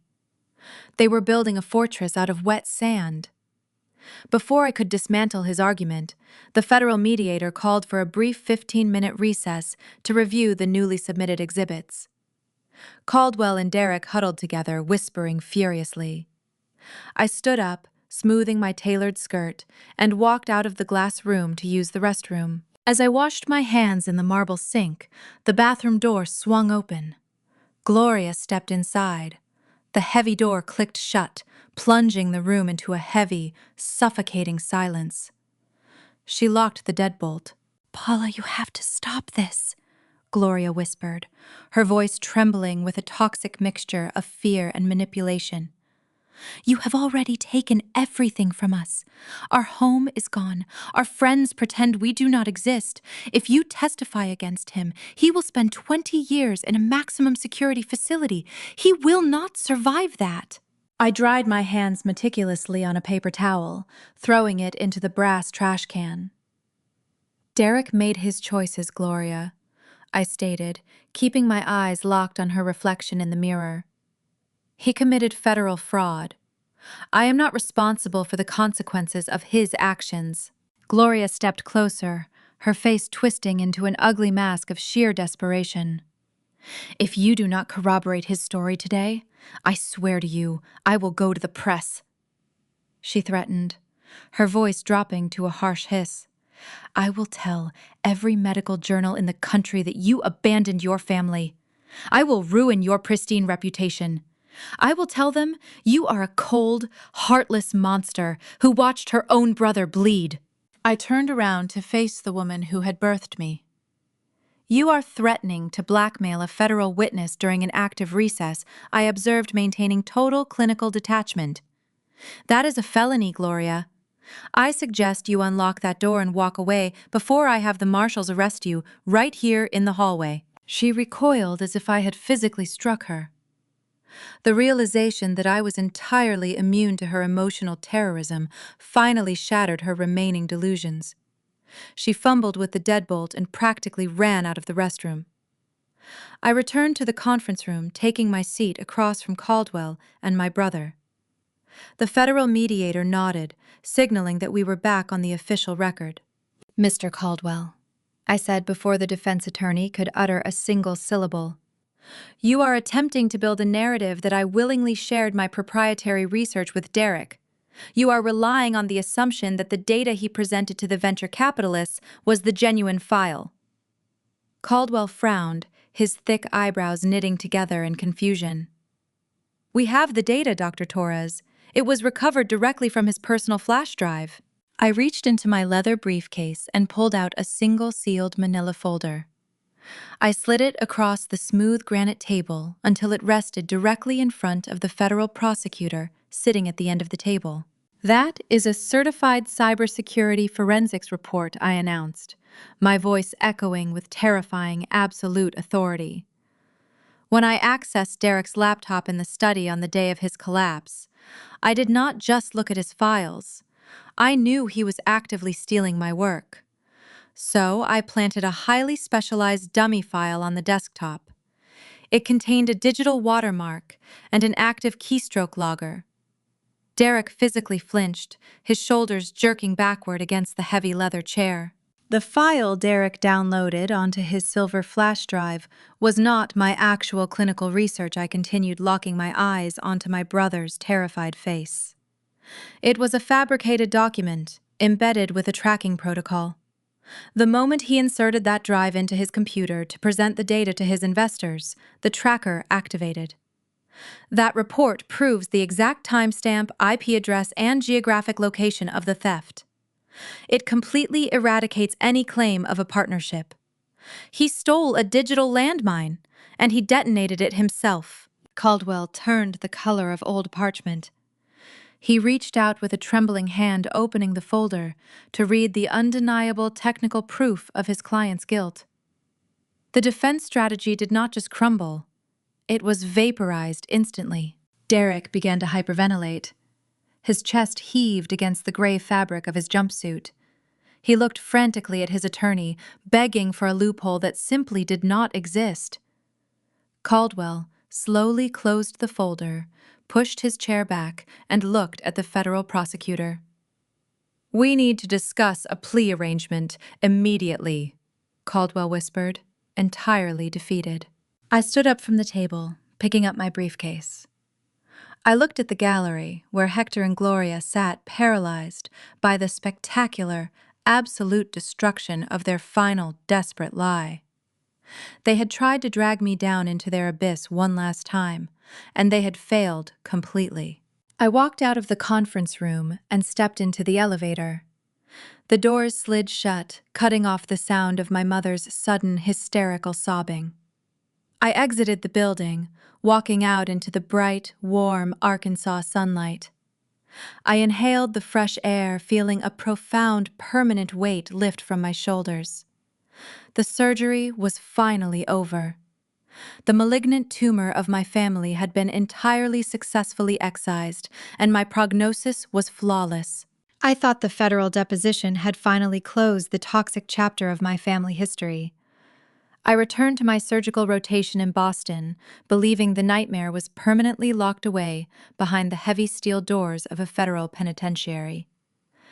I spent 2 months rebuilding my peace of mind, operating on complex trauma cases, and enjoying the quiet sanctuary of my pristine apartment. But seasoned abusers rarely leave a clean break. They leave hidden traps, waiting to spring long after you think you are safe. The trap snapped shut on a freezing Tuesday morning in late November. I was sitting in my hospital office, reviewing post-operative scans, when my administrative assistant handed me a thick envelope. It was sent via registered mail from a regional commercial bank based in northern Arkansas. The return address immediately triggered a cold knot of anxiety in my stomach. I sliced the heavy parchment open and pulled out a stack of dense legal documents. My eyes scanned the bold black lettering at the top of the first page. It was a formal notice of default and intent to foreclose. The property listed was the Ozark timberland my grandfather had left to me in his will. The document stated that a commercial loan of $500,000 had gone into severe default. The bank was initiating immediate seizure protocols. I stopped breathing for a fraction of a second. My grandfather had paid off that land decades ago. There was absolutely no mortgage on the property when it transferred to my name. I flipped through the heavy pages until I found the original promissory note attached as an exhibit. The loan was originated 6 years ago, right around the time Derek was expanding his extravagant lifestyle and purchasing luxury vehicles. At the bottom of the contract, sitting right on the borrower's signature line, was my name, Paula Torres. I traced the blue ink signature with my fingertip. It looked remarkably similar to my handwriting, but the pressure and the slant of the letters were entirely wrong. I felt a surge of pure, white-hot anger radiate through my chest. Hector had committed aggravated identity theft. My father had secretly forged my signature to extract $500,000 of equity from my inheritance. He had used my pristine credit and my grandfather's land to secretly fund Derek's fraudulent empire long before the medical startup was even conceived. Hector had assumed I would never find out. Or worse, he assumed that if I did find out, I would simply pay the bank out of my own lucrative salary to protect the only piece of heritage I actually cared about. He thought he had outsmarted me from the shadows. I did not panic, and I did not cry. I picked up my office phone and dialed the number for a notoriously ruthless property litigation attorney in Little Rock named Mr. Montgomery. I explained the situation, detailing the forged signature and the fraudulent commercial loan. Mr. Montgomery promised to initiate an immediate federal investigation into the bank's underwriting process. I booked a red-eye flight back to Arkansas that same evening. I was not going to hide behind lawyers and phone calls. I was going to look the man who stole my identity directly in the eyes while I dismantled his final, pathetic illusion of control. Hector and Gloria were no longer living in their sprawling, custom-built Delta estate. The federal asset forfeiture had stripped them of their wealth, their properties, and their luxury vehicles. My private investigator tracked them down to a dilapidated strip mall apartment complex on the outskirts of the city. The contrast to their former life was breathtakingly stark. I parked my rental car in the cracked asphalt lot, avoiding a pile of shattered glass near the curb. The humid southern air smelled faintly of stale grease and industrial bleach. I walked up the rusted metal staircase to the second floor and knocked firmly on the peeling veneer of apartment number 12. The door unlocked with a loud metallic clank. Gloria stood in the doorway. She looked incredibly haggard. Her perfectly styled blonde hair was now flat and showing deep gray roots. She wore a stained, oversized sweater that hung loosely from her frail frame. When she saw me standing on the concrete walkway, her eyes widened in shock. But that shock quickly morphed into a bitter, defensive glare. "What do you want, Paula?" she demanded, her voice raspy and devoid of any maternal warmth. "Have you not done enough damage to us?" I pushed past her without waiting for an invitation. The interior of the tiny apartment smelled of stale cigarette smoke and cheap frozen dinners. The furniture consisted of a sagging fabric sofa and a scratched laminate dining table. Hector was sitting in a faded recliner in the corner, staring blankly at a small television set. He looked up when I entered, his face dropping into a scowl. I reached into my leather briefcase and pulled out the thick stack of foreclosure documents. I tossed them onto the cheap laminate table. The heavy paper slapped against the wood, echoing loudly in the cramped room. "You forged my signature, Hector," I stated, keeping my voice perfectly level and cold. "You committed identity theft to take out a $500,000 loan against my timberland.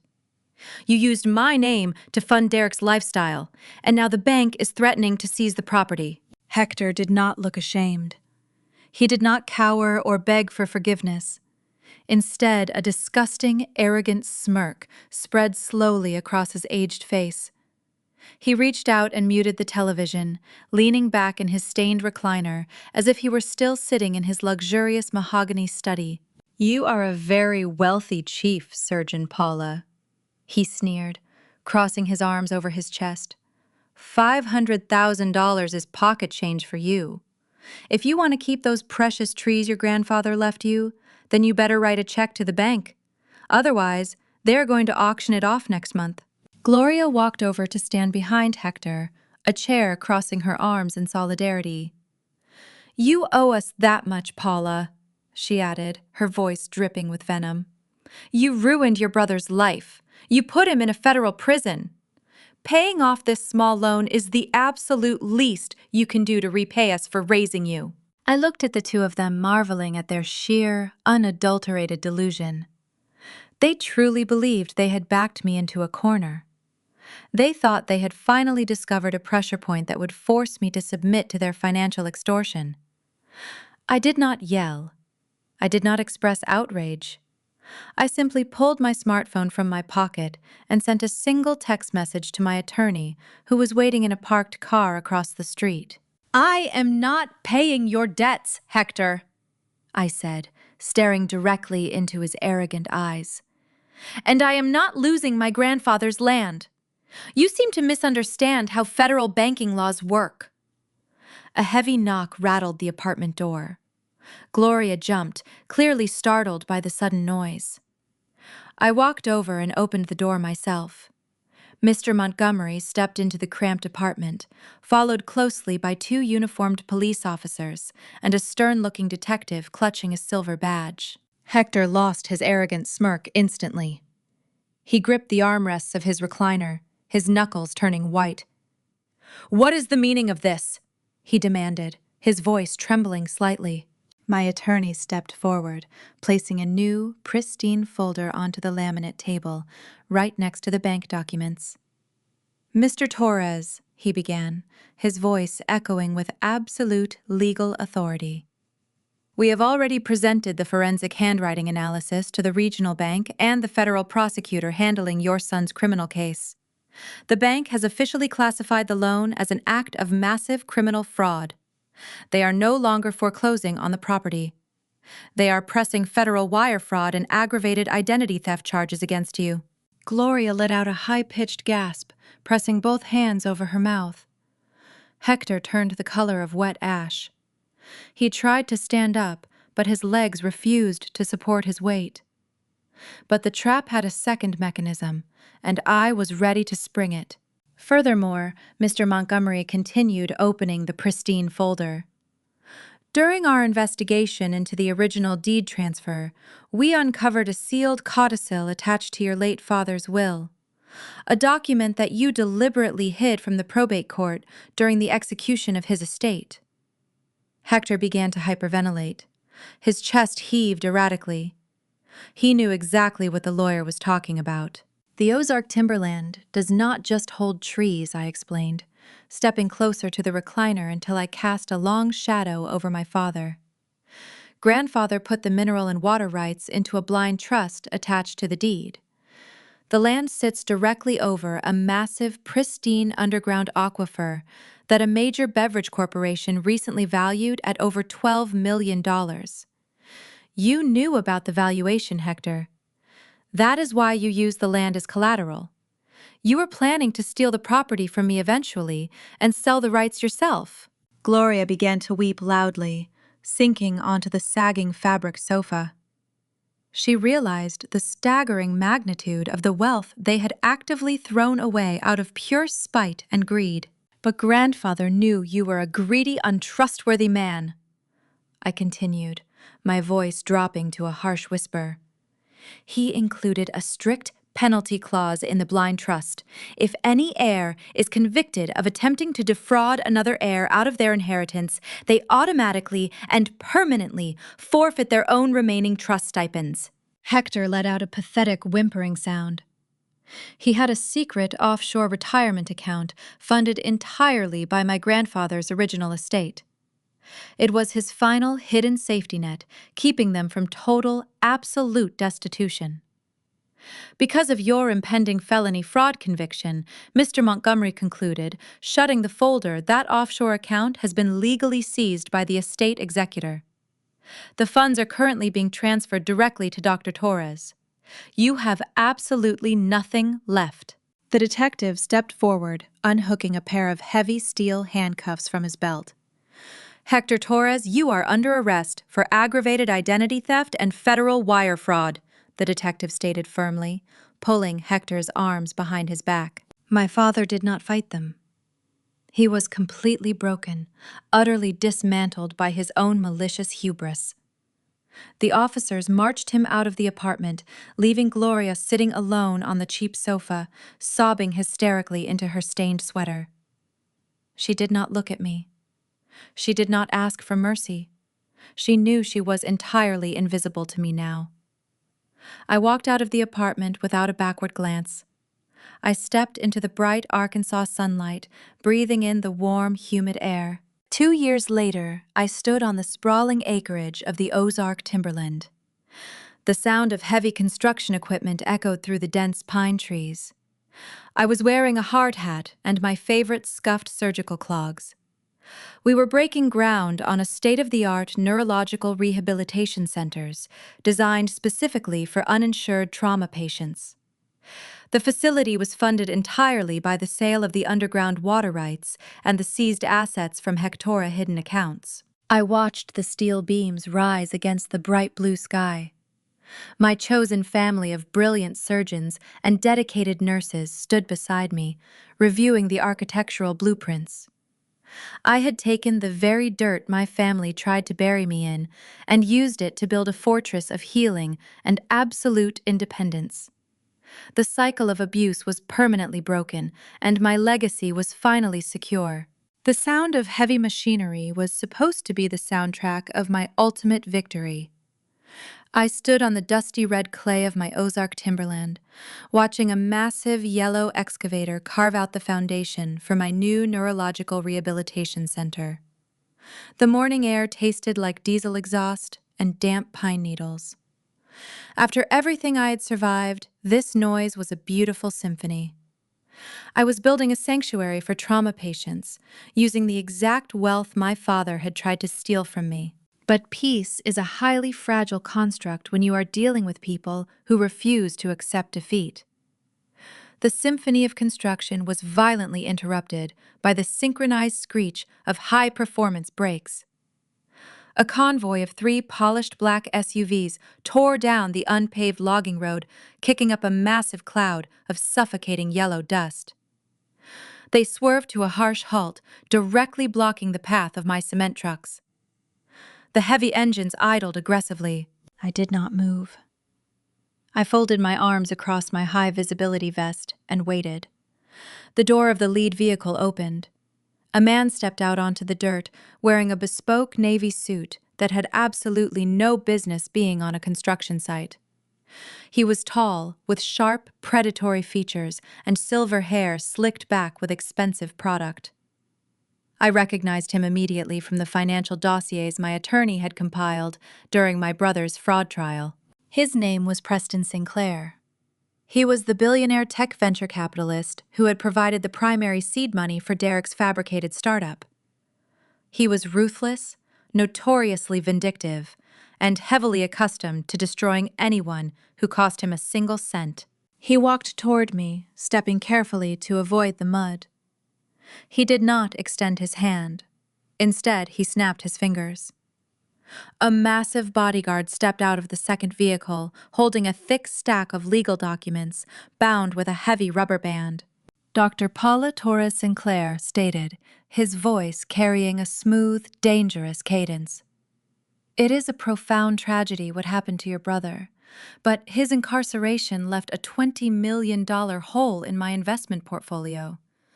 I am not a man who absorbs losses quietly." I kept my expression perfectly neutral. "Your financial losses are a direct result of your own failure to conduct basic due diligence, Mr. Sinclair," I replied, keeping my voice level over the idle of the excavators. "You invested in a man without a medical license. That is a personal business failure, not my legal responsibility. You are trespassing on an active construction zone. I suggest you return to your vehicle before I have my site manager call the local sheriff." Sinclair offered a thin, humorless smile. "Oh, I am not trespassing, Dr. Torres. I am serving you with a federal civil lawsuit and an emergency judicial injunction."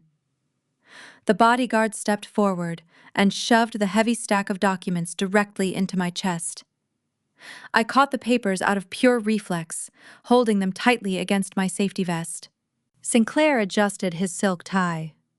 "My legal team has filed a massive civil claim against you, personally and against the trust holding this land. Our argument is quite simple. Your proprietary clinical research was the bait that lured my capital. Since your brother acted as an unlicensed agent, distributing your intellectual property, we are holding you civilly liable for the entire $20 million, plus punitive damages. Furthermore, that injunction you are holding mandates an immediate cease and desist on all construction activities until the lawsuit is settled." I looked down at the court order. It bore the official stamp of a highly compromised local judge known for accepting campaign donations from Sinclair's corporate political action committees.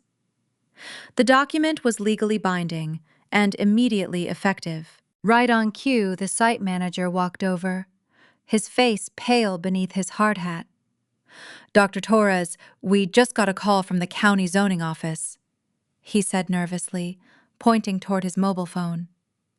"They are suspending our permits pending a judicial review. We have to shut the machines down right now or face criminal fines." I gave a sharp nod.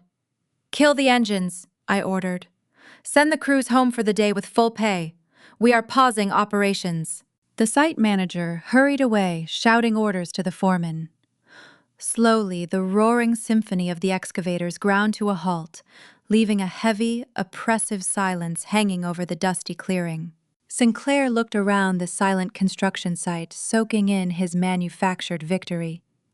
"You are a brilliant surgeon, Dr. Torres," he said, his tone dripping with arrogant satisfaction. "But you are playing a billionaire's game now. You are going to liquidate this land, sell the aquifer rights, and reimburse my firm. If you fight me, I will drag this litigation out for decades until your legal fees bankrupt you completely." I stared at him, feeling a cold, familiar, clinical clarity wash over my mind. "You did not formulate this legal strategy on your own," I observed, noting the highly specific targeted nature of the lawsuit regarding the aquifer rights. "Someone who intimately understands my family trust fed you this protected information." Sinclair's smile widened into a predatory grin. I always employ the most knowledgeable consultants, he replied. The tinted window of the second SUV rolled down with a soft mechanical hum. Sitting in the plush leather back seat, wearing oversized designer sunglasses and a triumphant smirk, was Ashley. My former sister-in-law had not just disappeared into the night when her husband was arrested.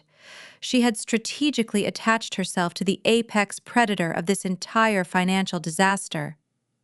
She pulled down her sunglasses, locking her venomous, calculating eyes onto mine. "Hello, Paula," Ashley purred, her voice carrying easily through the quiet forest air. "Did you really think you could ruin my marriage, destroy my entire social life, and just walk away to build your little hospital in the woods? Preston is incredibly generous to people who help him recover his assets. I told him exactly how your grandfather structured the blind trust. You took everything from me. Now we are going to take everything from you." I looked from Ashley to Sinclair. They formed a perfectly toxic symbiosis. She provided the intimate familial weaknesses, and he provided the infinite capital required to weaponize them. They truly believed they had cornered me. They thought stripping away the noise of the machinery would break my spirit and force a quick surrender. Instead, it only allowed me to focus my attention on the fatal flaw in their execution. "You are a very confident man, Mr. Sinclair," I said, gripping the heavy stack of legal documents tightly. "But you have made a critical structural error today. You assume I am operating defensively." Sinclair laughed, a short, sharp bark of genuine amusement. "There is no defense against unlimited capital, Dr. Torres. Have your attorneys call mine. We expect a formal settlement offer liquidating this land by Friday." He turned around and walked back to his vehicle. Ashley blew me a highly sarcastic kiss before the tinted window rolled back up. The convoy of black SUVs reversed aggressively, kicking up another cloud of suffocating dust before tearing away down the logging road. I stood alone in the center of my silent construction site. The silence was not a defeat. It was an engraved invitation to go to war. I walked into the temporary mobile office trailer parked at the edge of the clearing. I dropped the heavy lawsuit onto the folding table and pulled out my laptop. I did not need to call my attorney just yet. I needed to access the digital archives I had meticulously compiled during my brother's criminal trial. Sinclair claimed he was an innocent victim of Derek's fraud.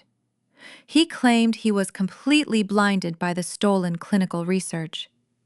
But I knew exactly how billionaire venture capitalists operated. They never invested $20 million without conducting exhaustive back-channel risk assessments. I bypassed the standard firewalls and logged into the secure forensic database containing the recovered emails from Derek's confiscated servers. I spent 3 hours cross-referencing the exact dates of Sinclair's initial capital injections with internal communications. My eyes scanned thousands of lines of digital text, searching for a single microscopic fracture in Sinclair's flawless armor. I found it buried deeply in a deleted, encrypted email thread dated 4 months before Derek's medical collapse. The email was sent from a private investigator hired directly by Sinclair's own firm.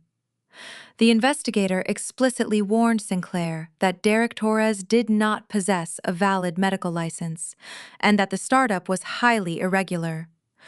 But Sinclair did not pull his funding to protect his clients.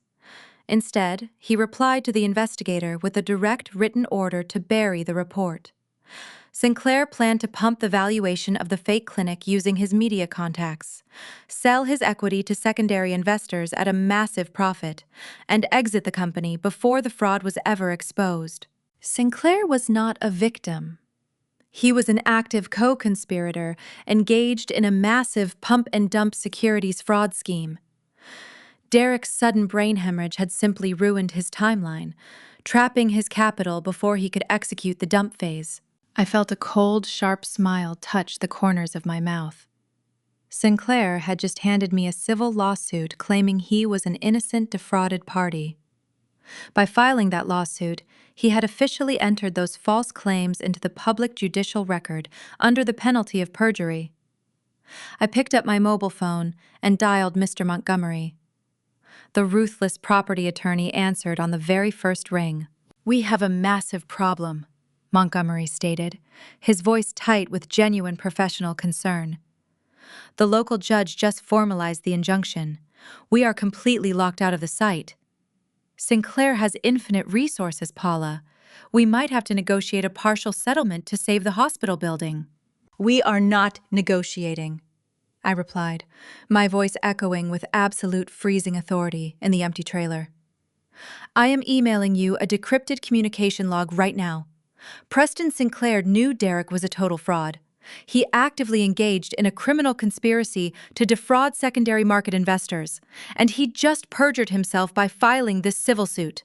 I heard Montgomery let out a low, sharp whistle of pure shock over the phone line.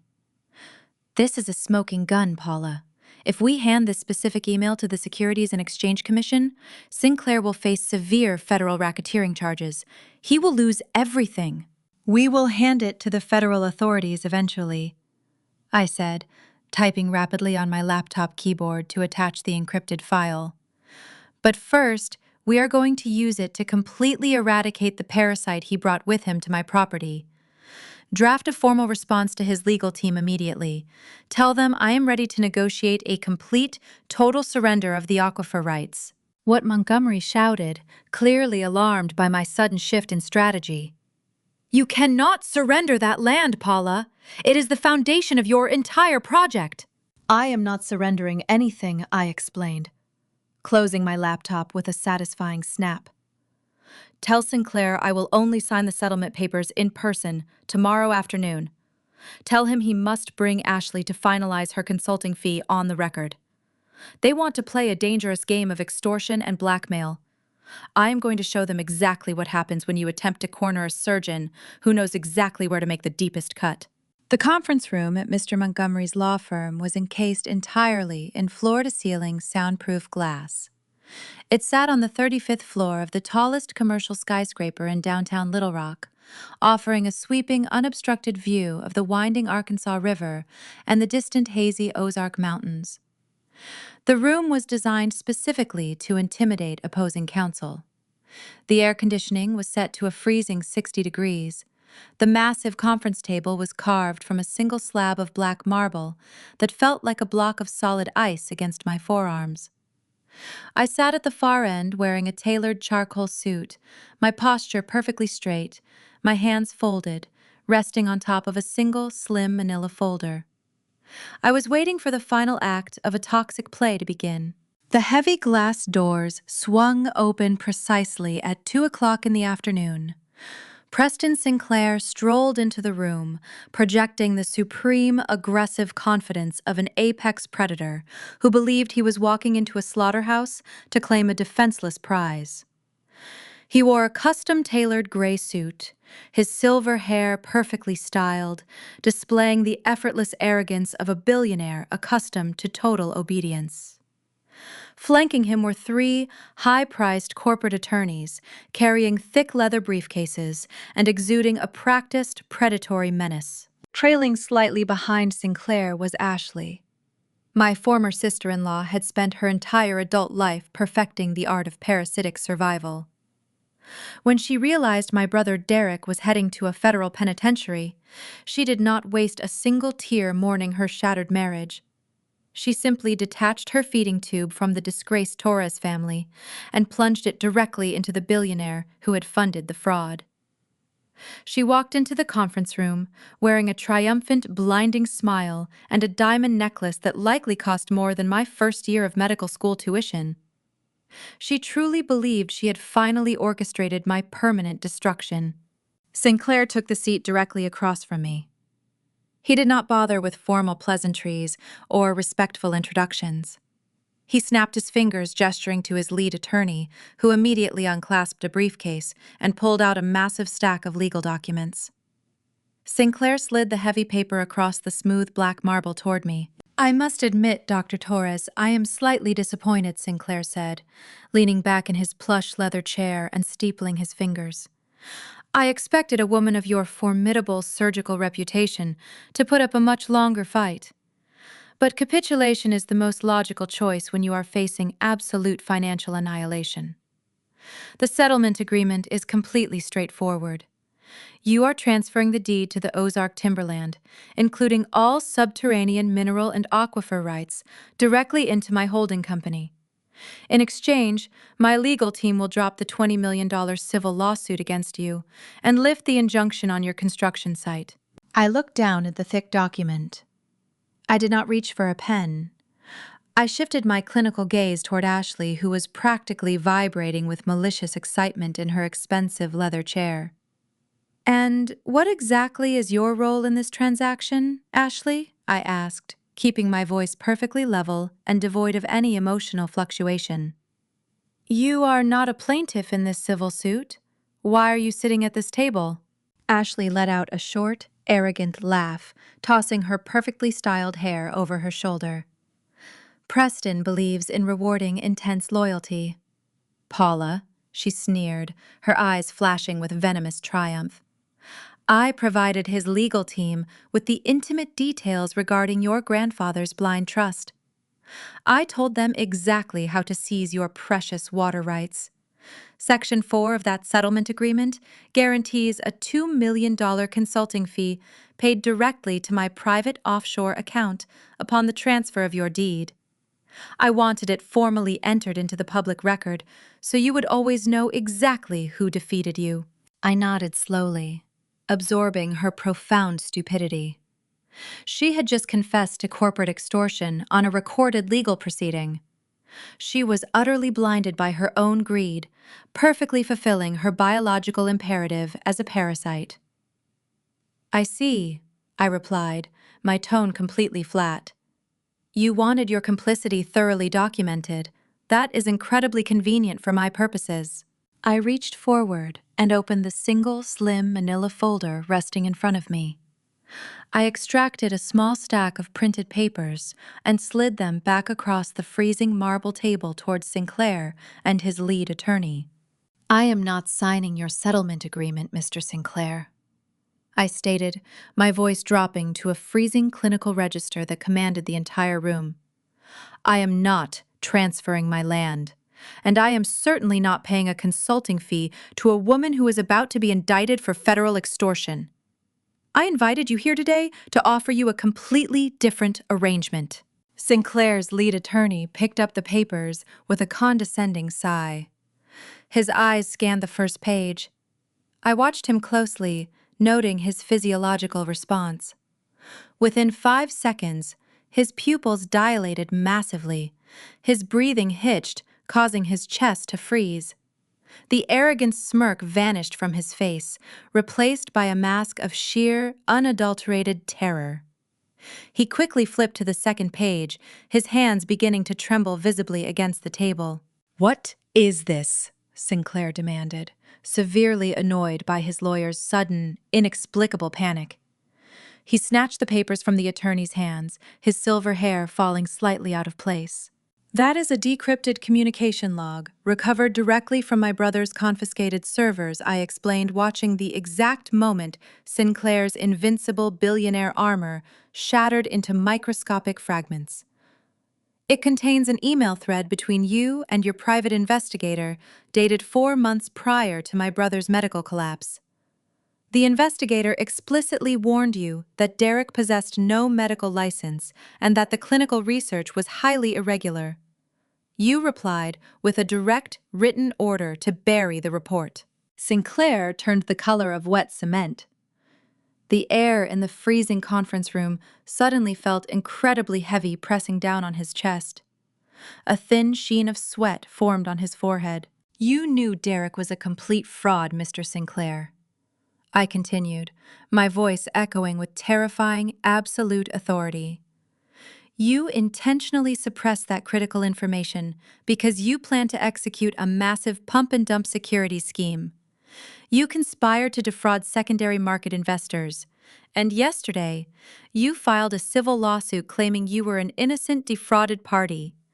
You committed blatant perjury on a federal court filing." The lead attorney leaned toward Sinclair, whispering frantically into his ear. I could not hear the exact words, but the desperate, frantic tone was unmistakable. The lawyer was informing the billionaire that he was facing catastrophic federal racketeering charges, an immediate Securities and Exchange Commission investigation, and imminent prison time. Ashley looked back and forth between Sinclair and the attorneys, her triumphant smile melting into an expression of sheer, panicked confusion.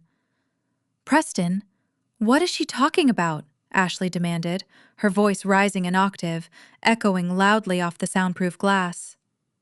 Just make her sign the papers. Take her land, Preston. Sinclair whipped his head around, glaring at Ashley with a look of pure, unfiltered hatred. The toxic symbiosis they had formed evaporated in a single violent second. Shut your mouth, you stupid, parasitic fool! Sinclair snarled, his voice vibrating with raw, unchecked rage. You told me she was weak. You told me she was a cowardly pushover who would fold the moment I threatened her hospital project. You brought me right into a federal trap. Ashley recoiled as if he had physically struck her across the face. The realization hit her with devastating force. She had abandoned a sinking ship only to tie herself directly to a nuclear bomb that was actively detonating.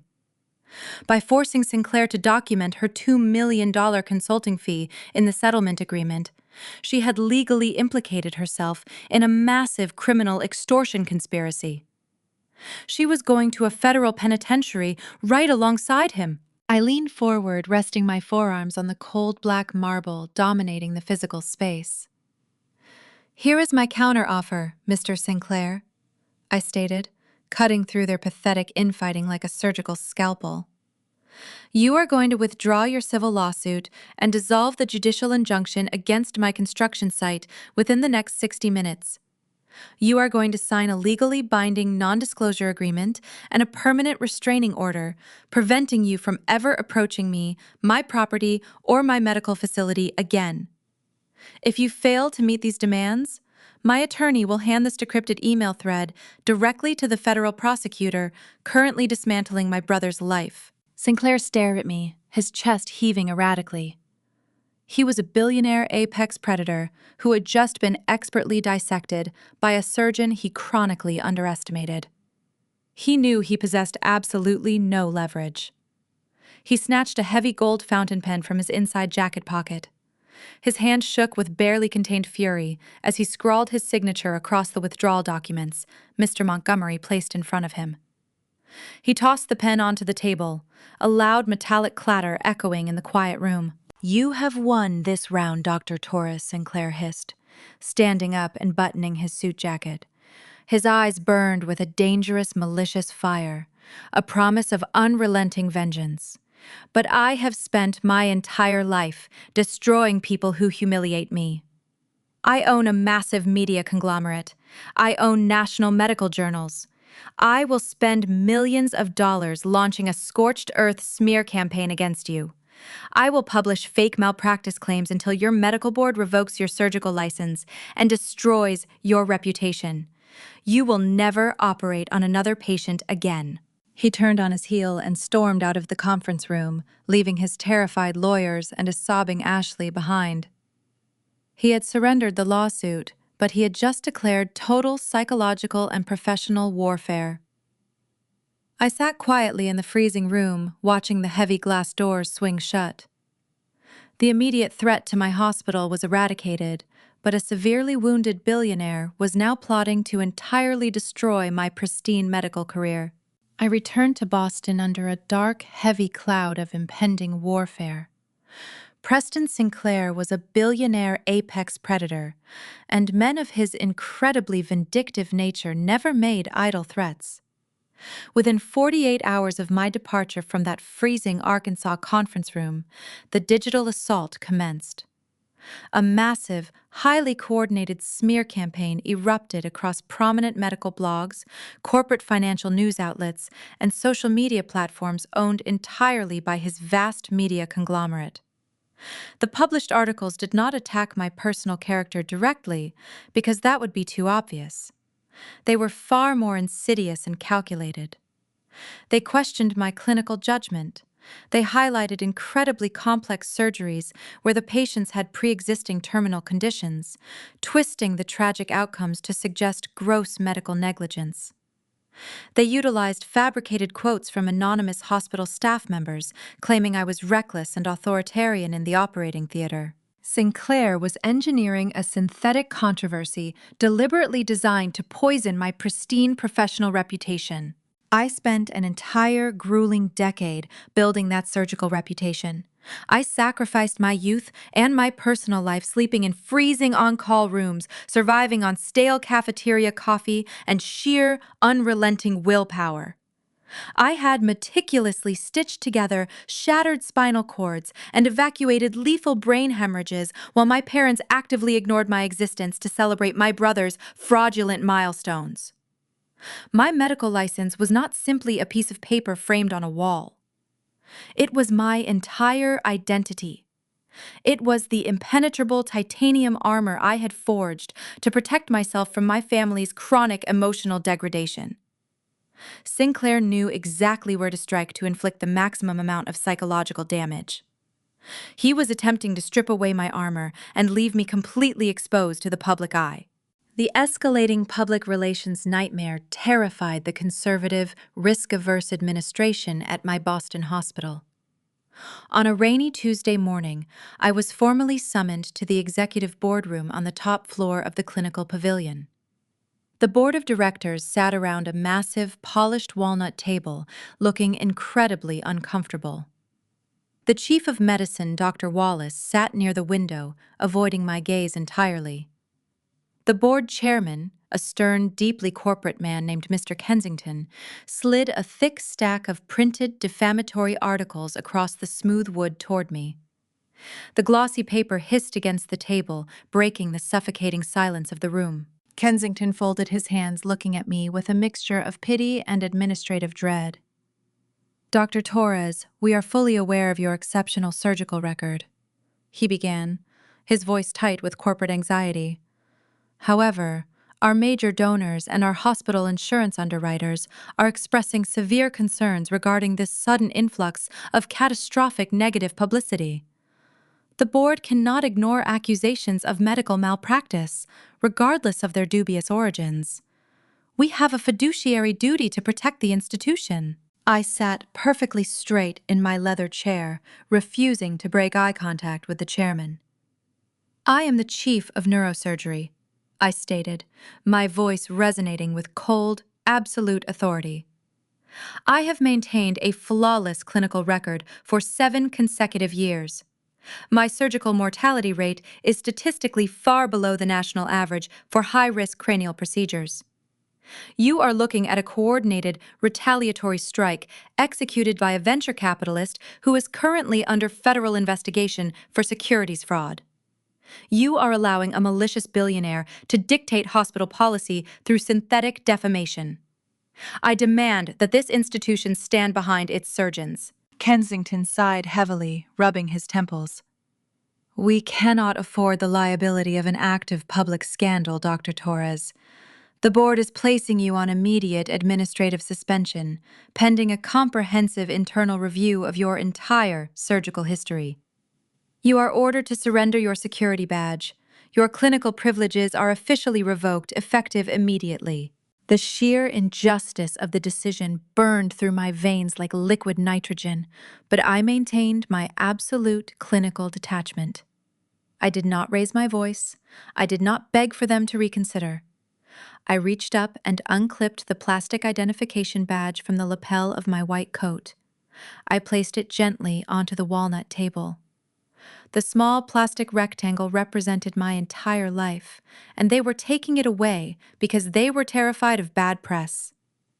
I stood up, smoothed my coat, and walked out of the boardroom with my head held perfectly high, leaving them to wallow in their own cowardly bureaucracy. I retreated to my private apartment overlooking the gray, rain-swept Boston skyline.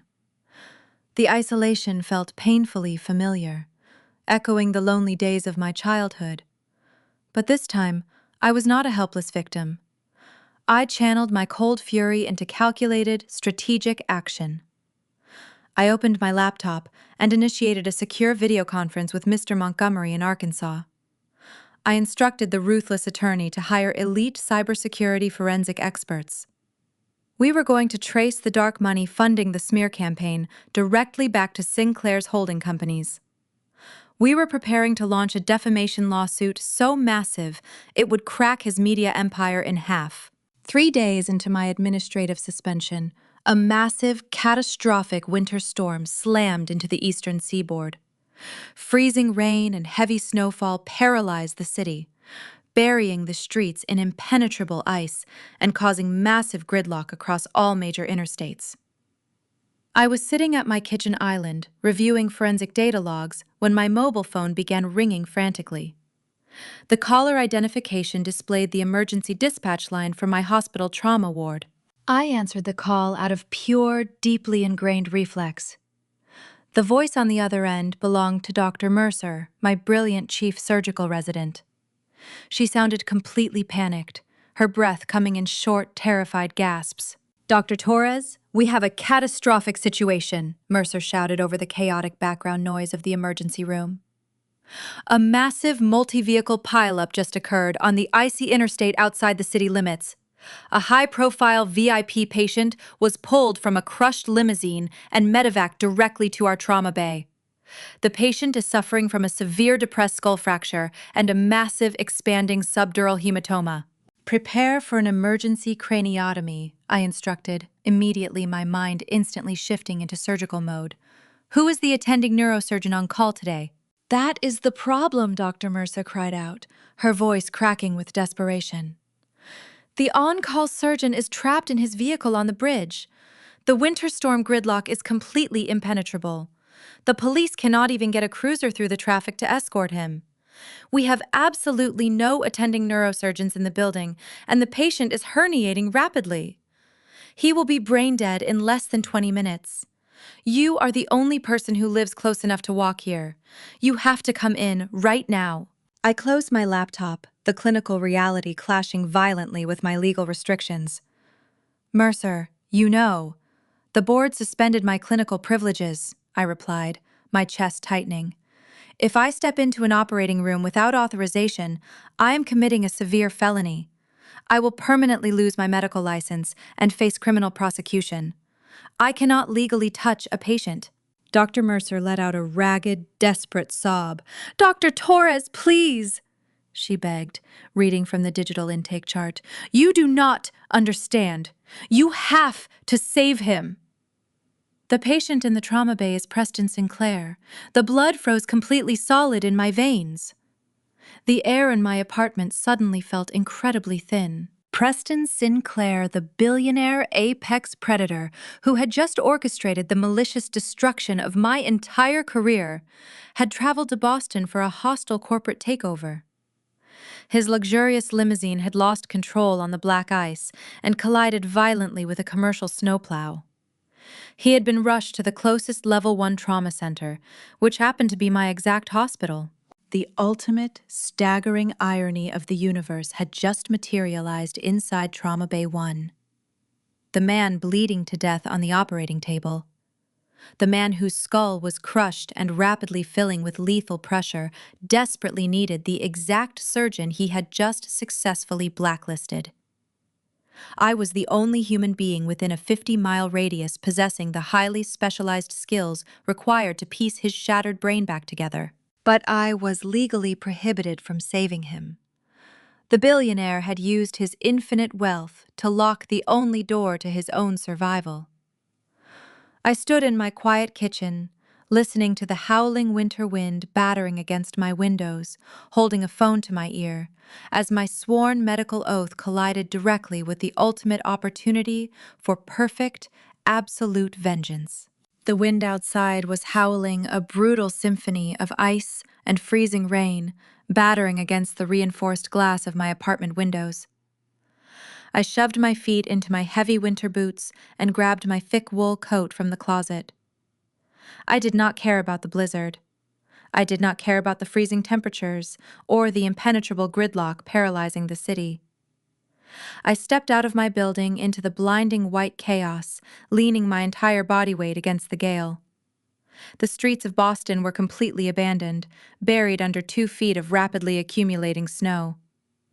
The biting cold stung my cheeks, but my mind was burning with a fierce, calculating heat. Preston Sinclair thought he had orchestrated my professional execution. He believed his infinite wealth could purchase my permanent destruction. Now his own fragile mortality was resting entirely in the hands of the surgeon he had just successfully blacklisted. I trudged through the knee-deep snow, forcing my legs to move faster. The distance to the hospital was only 6 blocks, but the storm made it feel like a grueling marathon. My lungs burned with the frigid air. I kept my head down, shielding my eyes from the stinging ice particles. I was not rushing to save a billionaire out of a sense of profound forgiveness. I was rushing to reclaim my territory. Sinclair had used his media empire to strip away my clinical identity. I was going to use his catastrophic misfortune to force the hospital board to hand it right back to me. The emergency department was a scene of absolute, frantic desperation. I pushed through the sliding glass doors, shaking the heavy accumulation of ice from my coat. The trauma bay was a chaotic blur of shouting nurses and blaring alarms. Dr. Mercer spotted me immediately. She was standing over a rolling stretcher, her scrubs completely soaked in dark crimson blood. She was applying massive physical pressure to the side of a man's shattered head, trying desperately to control a severe arterial bleed. It was Sinclair. His signature silver hair was matted and stained with blood. His sharp, predatory features were pale and slack.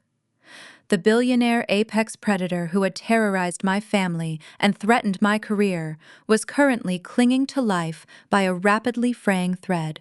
Board Chairman Kensington was standing near the central nursing station, looking completely terrified. The hospital administration was facing a massive, unprecedented liability nightmare. A highly prominent billionaire was actively bleeding to death in their trauma bay, and they had just suspended their most capable neurosurgeon over a fabricated public relations scandal. If Sinclair died because the hospital lacked a qualified attending physician, the resulting litigation would bankrupt the entire institution.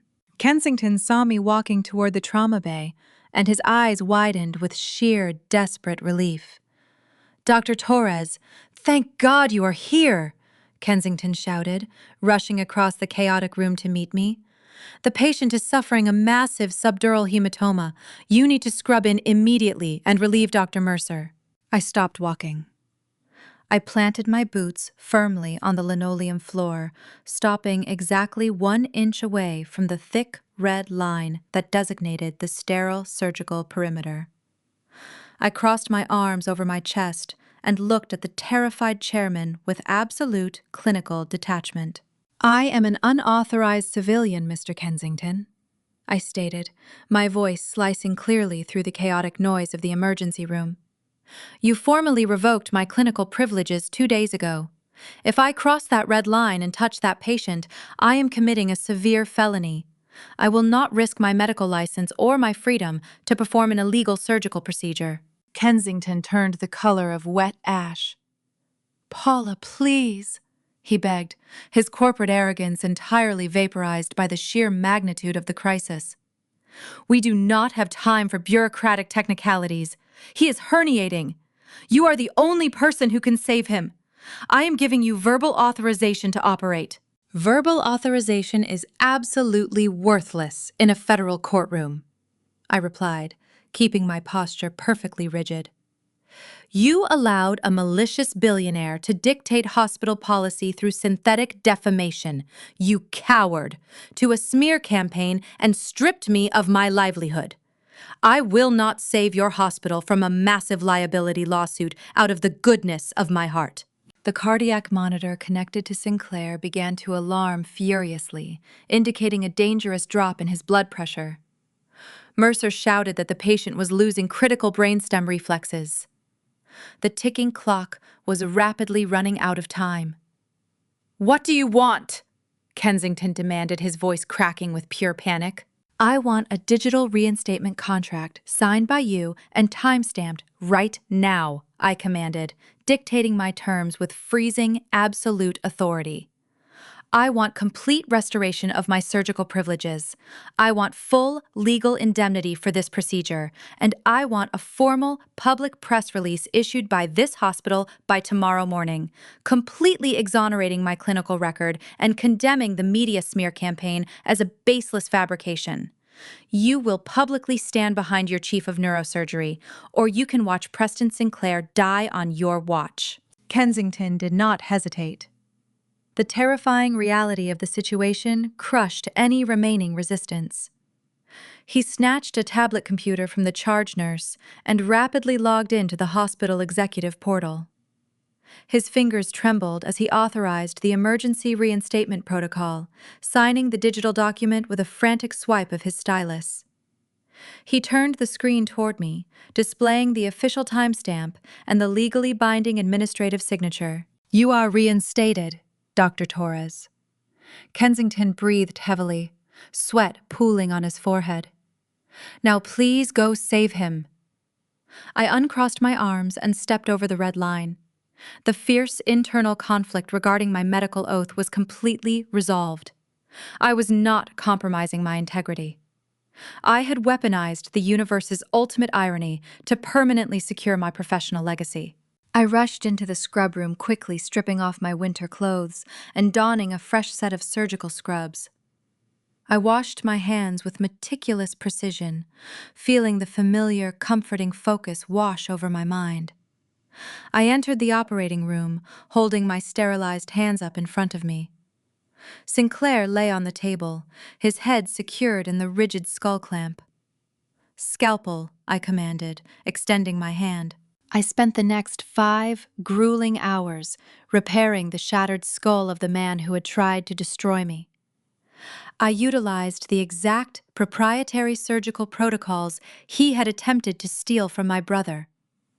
I evacuated the massive hematoma and carefully pieced the fractured bone fragments back together using tiny titanium plates. I worked with flawless microscopic precision, completely detaching my personal hatred from the biological task at hand. I did not allow my scalpel to slip. I did not allow his malicious actions to compromise my ethical duty. I saved his life with the very hands he had desperately tried to permanently disable. 2 days later, the severe winter storm had finally passed, leaving Boston bathed in bright, freezing sunlight. I walked into the intensive care unit holding a sleek silver tablet containing the latest post-operative brain scans. Sinclair was awake. The heavy ventilator tube had been successfully removed. He was lying in the hospital bed, staring blankly at the ceiling monitor.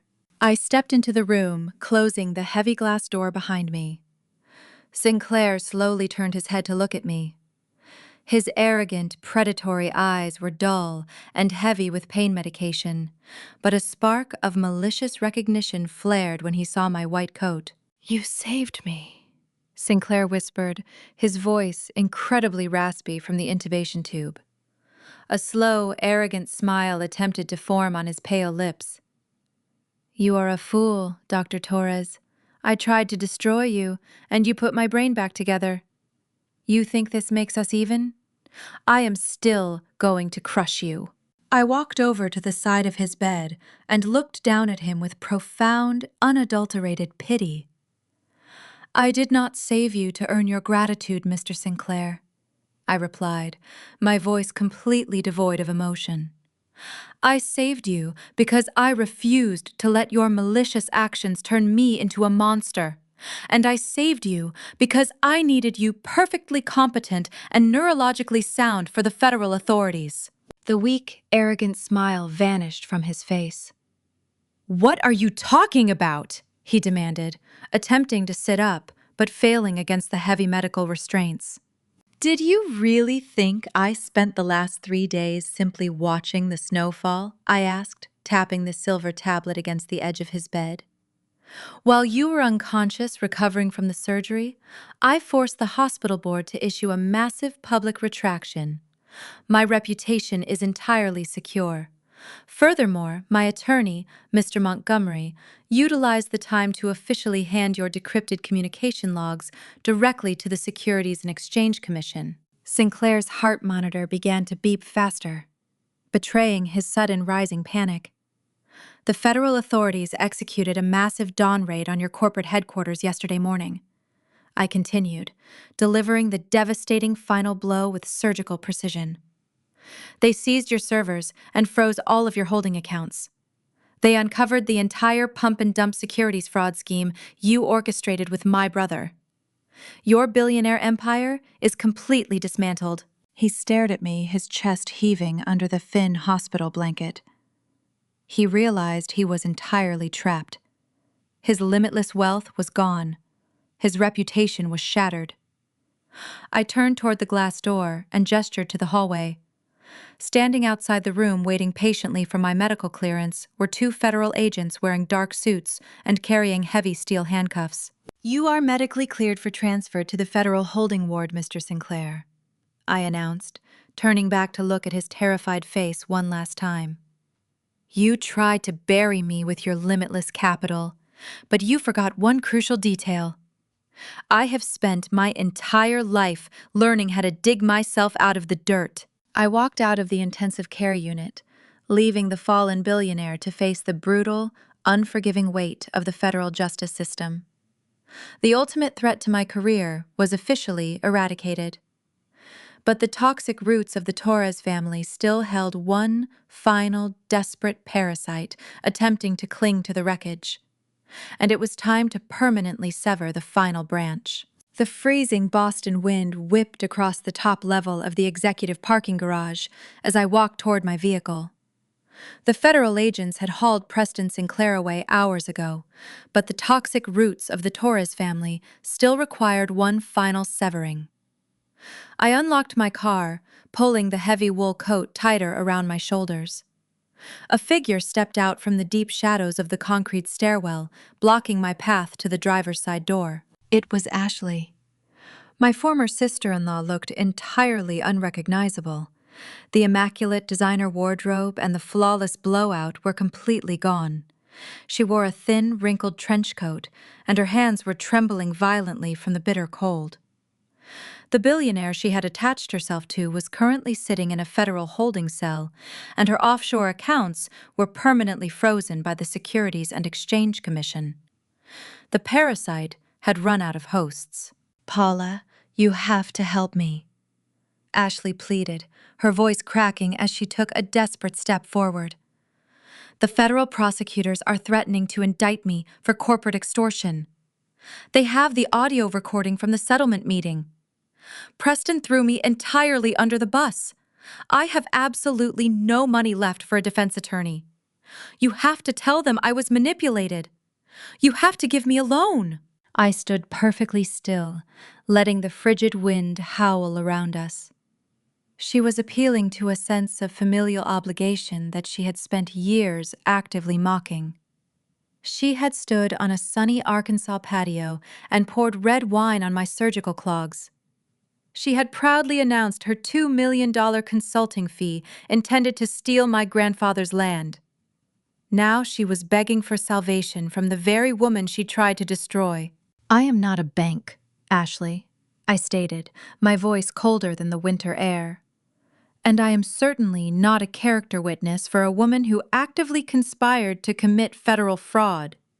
You sat in a soundproof conference room and proudly documented your complicity on the legal record.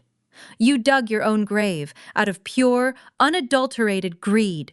Ashley let out a pathetic, shivering sob, falling to her knees on the frozen concrete. "We are family, Paula," she wept, her tears instantly freezing on her pale cheeks. "You cannot just leave me here with nothing. You are a doctor. You are supposed to help people." "I help trauma victims, Ashley," I replied, looking down at her shivering form with absolute clinical detachment. "I do not rescue parasites from the consequences of their own malicious actions." I reached into my briefcase and pulled out a thick manila envelope. I dropped it onto the icy pavement right in front of her trembling hands. That is a permanent restraining order drafted by my legal team, I explained. If you ever approach me, my hospital, or my property again, you will be arrested for violating a federal mandate. Do not ever contact me again. I opened my car door, climbed into the heated leather seat, and started the engine. I did not look back as I drove down the circular ramp, leaving Ashley kneeling on the frozen concrete to face the brutal, unforgiving reality of the federal justice system alone. The final branch of the toxic Torres family tree was permanently severed. 6 months later, the harsh Boston winter surrendered to a bright, vibrant spring. I took a temporary leave of absence from the hospital, utilizing my accumulated vacation time to travel back to the American South. I drove my reliable 10-year-old sedan down the winding rural highways of Arkansas, leaving the chaotic noise of the city far behind me. The heavy humidity felt different this time. It did not feel suffocating or oppressive.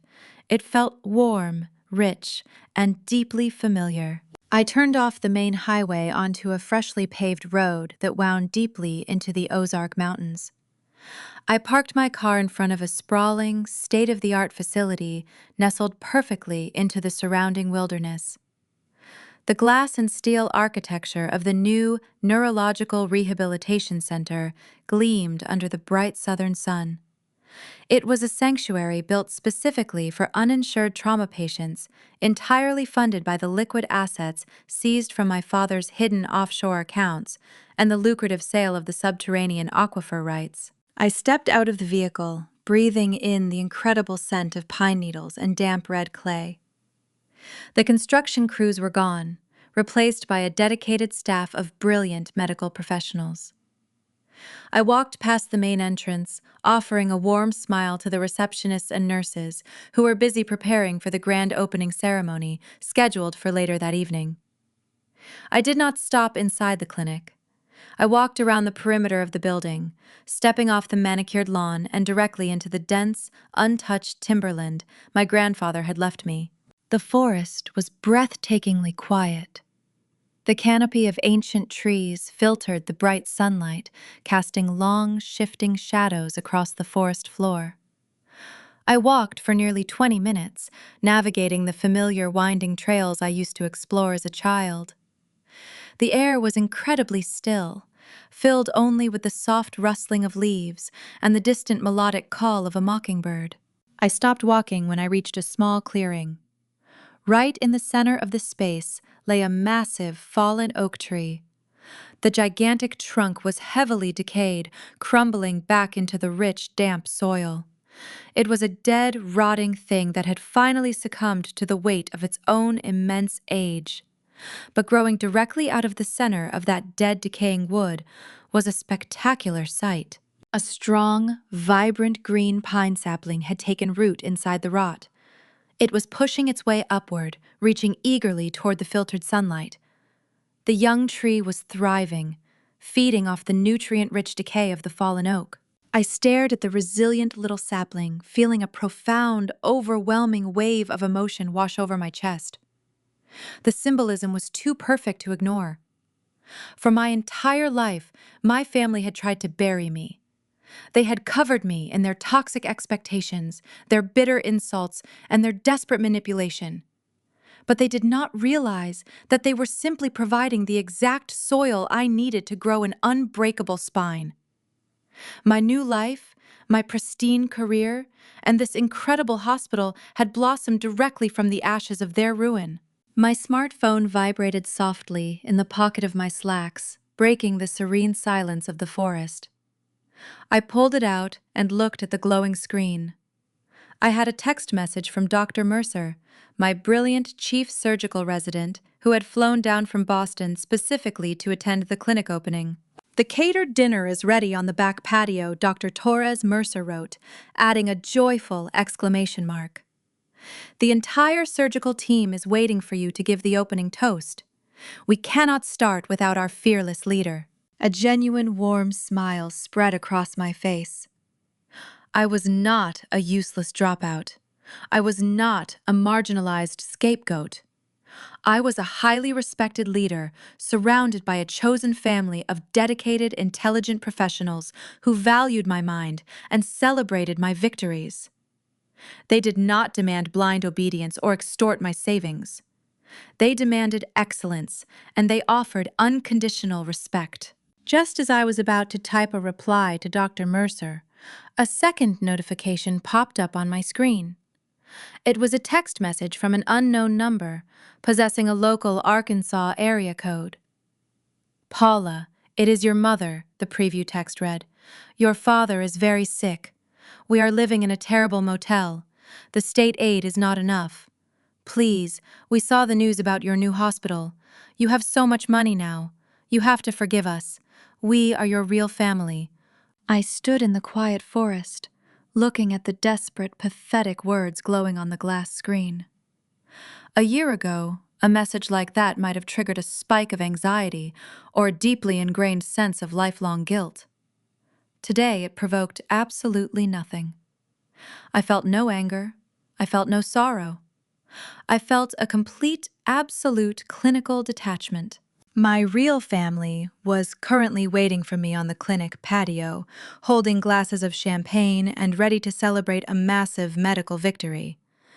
The woman sending that text message was nothing more than a ghost, haunting a graveyard I had permanently abandoned. I did not read the rest of the message. I did not block the number or send a vitriolic reply. I simply swiped my finger across the screen and pressed the delete button. The message vanished, instantly evaporating into the digital void. I slipped the phone back into my pocket. I looked down at my hands. I flexed my fingers, examining the faint calluses and the steady, unyielding strength in my joints. These were the hands my mother had called useless. These were the hands my father claimed were destined for a keyboard. These were the hands that had executed flawless craniotomies, defeated a corrupt billionaire, and built a multi-million-dollar sanctuary from the ground up. I took one last deep breath of the crisp, pine-scented air. I turned my back on the rotting oak tree and walked confidently out of the shadows, stepping directly into the bright, warm sunlight. The terrified girl who used to scrub muddy footprints off her brother's porch was gone forever. Dr. Paula Torres, the chief of neurosurgery, was finally home, and the future was entirely mine.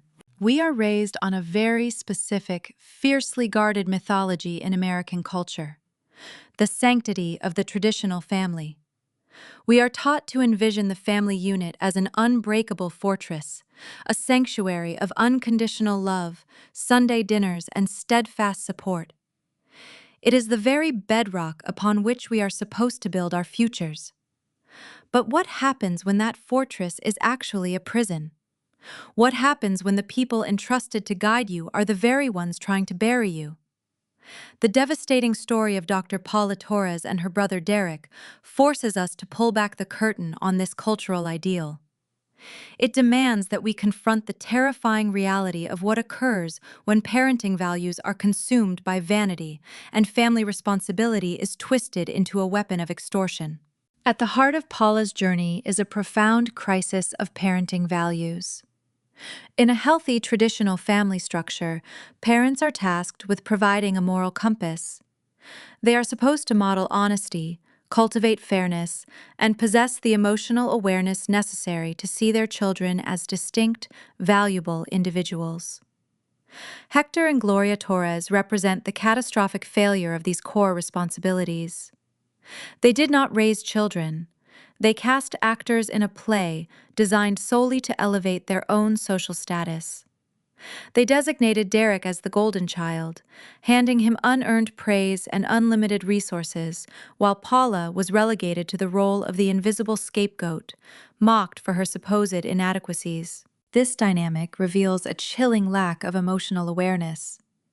Hector and Gloria were completely blind to the agonizing pain they inflicted on their daughter, precisely because they lacked the capacity to value anything beyond superficial prestige. True parenting requires the grueling, unglamorous work of recognizing your child's intrinsic worth, even when it does not serve your own ego. It demands fairness above all else. When parents pour all their emotional and financial capital into one child while actively degrading the other, they are not just playing favorites, they are engineering a ticking time bomb.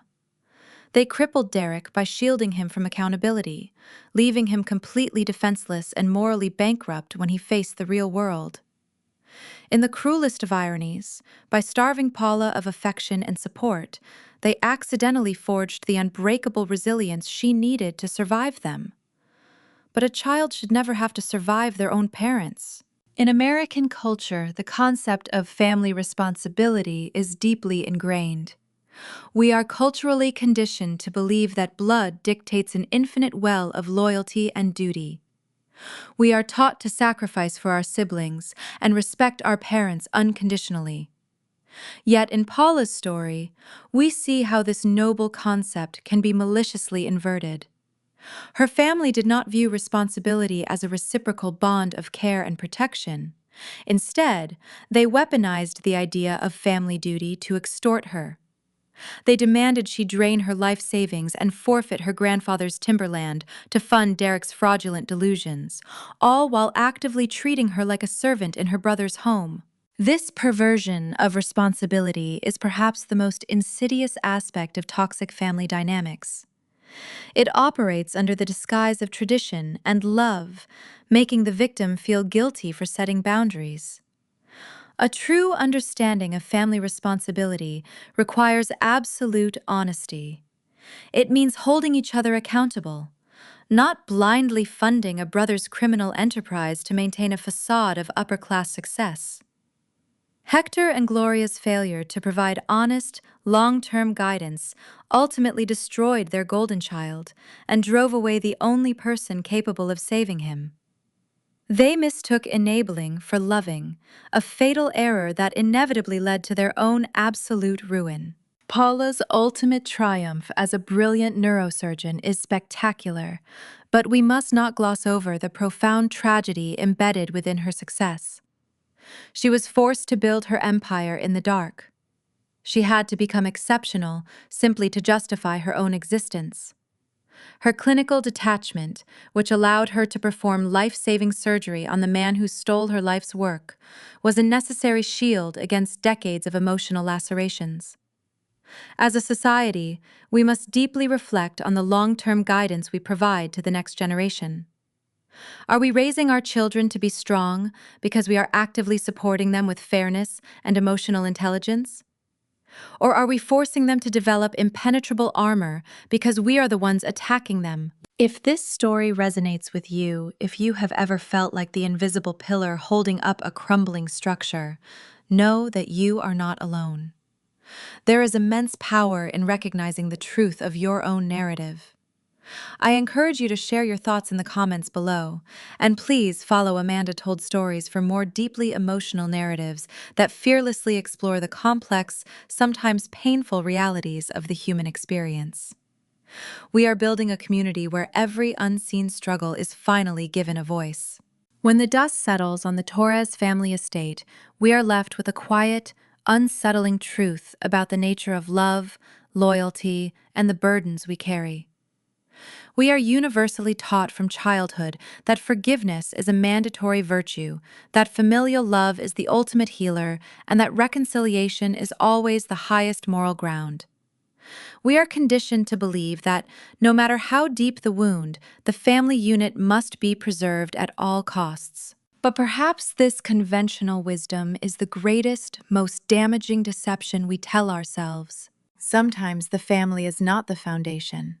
It is the burning building you must escape to survive. The deepest, most vital lesson embedded in Paula's journey is not simply that hard work pays off, or that the universe eventually balances the scales of justice.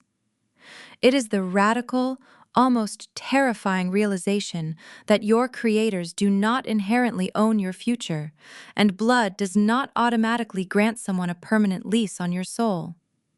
We spend so much of our lives desperately trying to water dead gardens, begging on our knees for a harvest from soil that was always toxic, believing that if we just achieve enough or bleed enough, we will finally earn our seat at the table.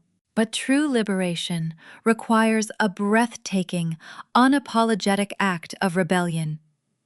The most profound act of self-love is accepting that some parents will never actually see you. Not because you are invisible, but because they are actively choosing to close their eyes. You do not owe your life to the people who simply gave you breath. You owe your life entirely to the person you become after you realize you are strong enough to walk away.